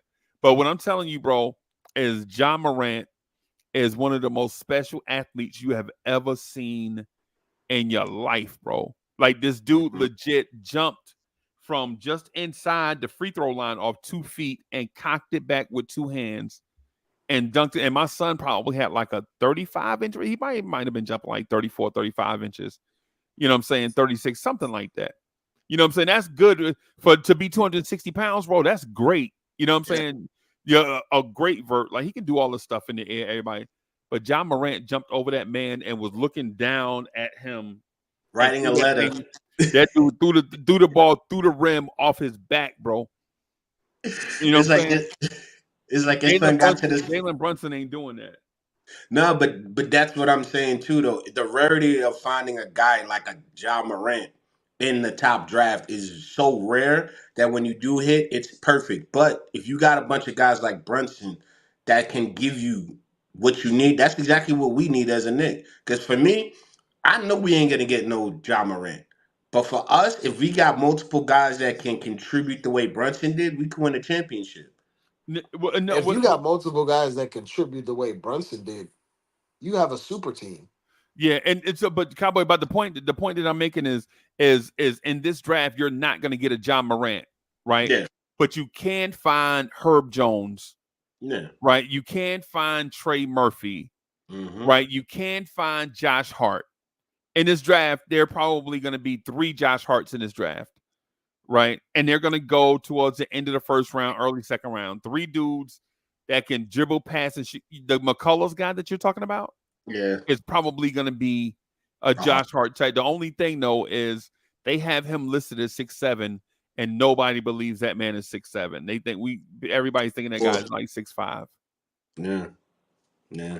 Right. So the thing is with this draft, you have to go in understanding that you're not going to find a Devin Booker, but you may find a Donte Divincenzo. But as a team that's like in contending, this is one of the drafts. If you draft well, you'll put together the back end of your bench. Yeah, real nice. That's what I'm talking about, Dre. If you're the Lakers too, if you're not and not to disparage Dre's point, because Dre's right, but if you're a team like the Lakers, that's a top heavy team like Anthony Davis and LeBron, and you just want to fill in the last 5 roster spots, this is the perfect draft to grab like 4 of these dudes out of. I would trade into the second round and get that McCullough's dude that you mentioned. I'd get I'd get a bunch of those dudes that I know can play that Peyton Watson, Christian Brown type role for the Lakers, because I think that's what they're missing. Yep. That's why I said this draft is more for us than it is about the league. Because if we get 2 of those players that can contribute, think about it. You get rid of Sims, you get rid of Bogues, you get rid of Burks. You get rid of those 3 guys and have 2 young guys that can give you the same production as 3 people. With all these injuries that we have, man, come on. We get into the Eastern Conference Final, no problem. I'm gonna be real with you. If we're lucky, we get one guy like Christian Brown that comes in and gives you 10 to 15 minutes Mm-hmm. and can give you a little bit more if someone gets hurt. Mm-hmm. But you're not drafting these guys to rely on them heavily like a gigantic role. Not in the first Right. year, especially No, not in the Not in first the year. first year. No, no, I'm nope. looking like 10 minutes, pretty much at most, and that's like me giving up Sims minutes and maybe share some of McBride's minutes. Like I'm not really looking to start them like put Zach You Edey in giving them the starter minutes to role. learn on the fly. Yeah, and especially early in the season because we're gonna be coming back off of injuries. Like people forget that we always start off slow. So if we're coming back from injuries. We're definitely gonna start off probably 2 3 months slower. Like our season probably won't start till January, late December. Yeah, Dre, that was the point that I was making earlier. Like I think this team might struggle to win 50 games. Mm-hmm. And the reason why is not because of a lack of talent, but because everybody's off season is pushed back so weird because of injuries. Randall, OG, Mitch, Bogey, Hart, Brunson, everybody, like half of them are, or most of them are out past August, and then the other three will be reevaluated in 6 to 8 weeks. So you don't even know is reevaluated in 6 to 8 weeks. You don't know if they'll be healed in 6 to 8 weeks. So And, and this is a perfect time for guys like that now to play because you think about it. You start them in early when we get into our groove. They learn and develop early. That's why I say I think this draft is perfect for us. right, We should use these 3 picks perfectly. right. I would take that 24 pick and trade back and pick up maybe 2 seconds or something. You know what I'm saying, to get to because what I think the Knicks should do is leave this draft with 4 rookies. And I know Knicks fans hate when I say leave the draft with 4 rookies, right? But I would rather have them on a roster up and down from Westchester than have Charlie Brown, Dwayne Washington, Daquan Jeffries, and Jacob Toppin. If And I have them no over, offense, and no offense to those guys, but when you're 26, 27 years old, you're beyond developing. We shouldn't be carrying Theo Pinson. I don't think they're all there for developing. Remember, Tibbs values good practice Practice guys. players. Yep, I know. I know. So I don't like four would be a stretch, maybe two. The reason why I say though the back end of the roster is in fact, because mind you, these guys like the top 11 guys are all set. If we're running it back, all of these guys are already set, hmm right? If you're bringing and we don't know, I'm just saying right now, you have a sense that they're going to bring back Deuce. They're going to bring back Burks. They're going to bring back Bogey, bring back Precious, bring back Sims, bring back Josh Hart as the bench group, right? And to me, that should be enough to have a hardcore practice with, right? If you got to bring in bodies just for practice, I think Tibbs is crazy. I think you got to at some point you gotta pull Tibbs back from his own insanity. So, but anyway, that's all I got. Y'all got anything else before we get out of here? Cowboy Bob, you want to challenge Dre to a basketball knowledge contest? oh yeah, whenever you ready, Dre, Not I'm here, not, man. not at 3 a.m. Yeah, that's why I said when you here, I'm here. I jumped on only because I woke up. I was like, damn, AC woke Cowboy me Bob, up. who's the future of the NBA? Anthony Edwards or Victor Wembanyama? I'm gonna say Victor because that's international status coming into the league as opposed to having national status going out of the league. Like Ant Man still got to prove Team USA. We know what Wemby did, like playing for his country, being who he is. So he already got international status. The face of the league is Wemby because of what he can do. Ant Man is a remembrance of the past. He's for us, like our Eddie, not our Eddie Joneses, but like our Kobe Bryant's, Michael Jordan, guys that like that. He's a '90s player. So you So so you Wemby, think that the international players are the wave? because look at Luca right now. Luca had, to me, he had a bad season. Not saying he struggled. He struggled more this year than he did in previous years. But everyone's about Luka talking about, oh, Luka's the best one. Luka's this, Luka's that. And he's getting it. Shay's getting it. Told you Dre know what he was talking about, bro. A lot of these dudes, man, it's international now, and that's where the game develops. So we should be thankful. I'm What about telling I'm you, not. it's I'm winning. not. what about SGA? Is SGA better than Anthony Edwards also? I'm gonna say for me, as us being homegrown Americans, no, because we're used to that Anthony Edwards built, so Shea doesn't get that fair take. Like it's taken a lot for people to get accustomed to Luca, but we've seen Lucas before Wait. in the Well, hold States. on. Are we saying better in what way? Like, What do you or mean? or like closer to being the face of the league, or Yeah, better? yeah. No, More closest Face of the being league. face impact, of the Face of the league. impacts winning. Yeah, impacts yeah, winning. face of the league Impact's because winning. remember this is international play these guys are playing. I And a lot think of I people think SGA is a better basketball player than Ant Man is right now hmm today. But in a hmm year or two, Ant's gonna pass him solely why? because he has the physical gifts and his skill level is gonna catch up But with the that's what physical I'm gifts. saying, Drake. See, you're not being fair to Shay yourself, shit. Drake, look, All right, How hey, am I Casey. thank not y'all being Go fair ahead, to yeah. We'll Shay? do about it. Hey, We'll do this later. We'll do this yeah, later. yeah. Thank y'all for coming through, rocking with us. These dudes have Anytime, Drake. no idea what they talk about right now. Because if this conversation excludes Brandon Miller, these dudes are No, bugging. Brandon Miller's coming up. Yeah. Brandon Miller, I think Brandon Miller is going to be better than SGA next year, bro. I ain't even gonna hold you. See, that's Brandon, what I'm talking Brandon about. Miller See, not gonna average 30 next year. Freezy, stop it. when he got Ball coming back, what are you talking He's about? not gonna Ball? average 30 next year. Stop it. no, you're right. Yeah, he won't average. He will. Who's their coach? Did they get if they got a young, excuse me, if they have a young innovative coach, I think he'll probably average 20, 24, 24. Yeah. 23, 24, something like that. If they get But rid of Miles Bridges, yeah. nah, I think nah, man, you got to do pecking order, bro. Brandon Miller is gonna be. Charles Lee. Third. He's gonna be like the third. Oh, Cowboy Bob, they have Charles Lee, bro. I think we gotta For go. if he doesn't know, he's the assistant coach on the Celtics right now. Mm. So who do you think would be better, Wemby or Brandon Miller? Wemby. Yeah, because it's the position. Then it goes into position. Hey man, Freezy. Wemby is going to be. Brandon Miller is going to top out like Paul George, which No, is I his think higher. idol, which is a damn Ooh. good player I that'll think higher. finish in like multiple top MVP voting type years. Wemby is a generational talent, and only injury is stopping him from dominating the league. I think Brandon Miller is going to be better than Jason Tatum. That I could see because they're That's what saying I. that That's about. what I think.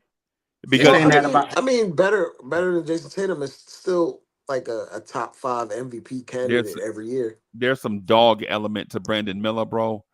There's some handle element to Brandon Miller that. He Mm-hmm. showed me he should have went first. Like the way he was playing this year, I was surprised. Him and that cat from Utah First, before he got you hurt. do know he's in George. Wemby's draft, right? Yeah, Huh? yeah. I know that. He's no first over Wemby. No, Me? I no. didn't say first over Wemby. But I he's didn't in mean like that. Wemby's I mean draft. You my fault, said my he fault, my fault, should my have fault. been My fault, my first. fault. No. You're right. I said that wrong. I was thinking of another draft. You're right. I forgot Wemby was number one overall. And Yeah. for me, Hey, yeah, so my Cowboy, fault. but one question before we go: Is SGA Shea Gilgeous Alexander an overrated system player? Oh God. Ooh. Ooh. Would he do the same Ooh. stuff? And would he do the same stuff next to another great player? I don't think so. He doesn't have that development like a Kyrie does. Like a Kyrie, I think Shea is like a Kyrie, but without the understanding of a Kyrie. Like he has the potential to be a great number two and take over at moments, and be your supporting like your Robin to your Batman or your Nightwing to your Batman. But SGA, I think he is a system because certain times he looks beautiful, but then other times you're like, where is it? Like when he played against us against the Knicks, he didn't have it. He only had it until the final shot. But everyone is like, "Oh, look at SGA be beautiful," and nah, He was I don't think injured. he's. He was injured that game. Oh God, here we go. Here I we go swear, with y'all. here we go with the excuses, bro. Thank you. This is what I'm There we go saying. No, with he the Thank was you. excuses. injured that game. It doesn't matter. You still on the court. What You you still mean it have to doesn't produce. matter? Oh my god. What I'm saying is SGA's talent is good, but I He think had a that bruised side that game. okay. But if you look at any other opportunities that he was given, he's really good He because averaged last 30 year. the entire year and was second in MVP voting. What are you talking Okay, about? but even like let's look at He last year. had the Last year most when Giddy 30-point was games on, in the entire when league. he was off ball last year, as opposed to this year being on ball, he's a lot better than he was last year because So his shot is you more would take consistent. Paulo Banchero over SGA? SGA averaged 30 last year. SGA over Paulo Paulo, Captain. bro, I saw Paulo Banchero live, bro. I think Paulo Banchero, hand to the man. I think so. Y'all know I love Randall, right? But for anybody 250 pounds, bro, there is no twitchier athlete in the league at 250 than Paulo Banchero, bro. I think And for everybody that think if y'all think I'm BSing, I was sitting next to Greeny. Me and Greeny from LI was at the same game, right? We watched Paulo Banchero go by Quentin Grimes with no pump fake, no jab step, no nothing. Just physical ability versus physical. He just blew by Quentin Grimes and Emmanuel quickly. It was so funny that we saw Emmanuel quickly laughing and then quickly walked out there the next time. And he went by quickly so fast that quickly had to reach. And Paulo Banchero almost dunked on Randall at the rim. It happened so fast, bro. Mm-hmm. I'm I not. think You've never seen quickness like that, but Paulo is LeBron, prime LeBron, Zion quickness from a standstill, bro. I think he's Jumbo Mello. I think he's a Huh? bigger Mello. Yeah, Wait, you can get bigger than what? Do you hear what you're saying, Dre? Like bro. you're You may be He right. is You may be bigger than right, bro. Mello. damn. No, no, No, no, I no, mean, no. But I think he's talking about the jumbo mellow part, oh, right? okay, So yeah, that's what I'm right, talking about. not that. Remember, younger Mello was 6'8", around Mm-hmm. 240, Mm-hmm. Right. 250, near That 250. is true. Lightning quick first step, lived in Yep. the mid range, had the face up game, had the post game, had the triple threat, And was strong as hell and punished. He strong as an Melo ox. punished defenders, bro. I'm going with Not Paulo. like Paolo isn't like the vertical threat, but he has Mm-hmm. all the other athleticism He's got tools. the Like, force, bro. yeah. That dude going I'm to going the with Paulo then. rim. And I I'm think going like with when you look Paulo. at his game, it's very reminiscent of Melo, but he's bigger than Melo. He's Well, he's like Melo at center, bro. That's what it looked like to like me. because Melo at his at his peak was 6'8", 240, and Yep. Paolo is 6'10", 250. Yep. And when he gets to his prime, he's gonna be 260. 60. Yeah. Yeah.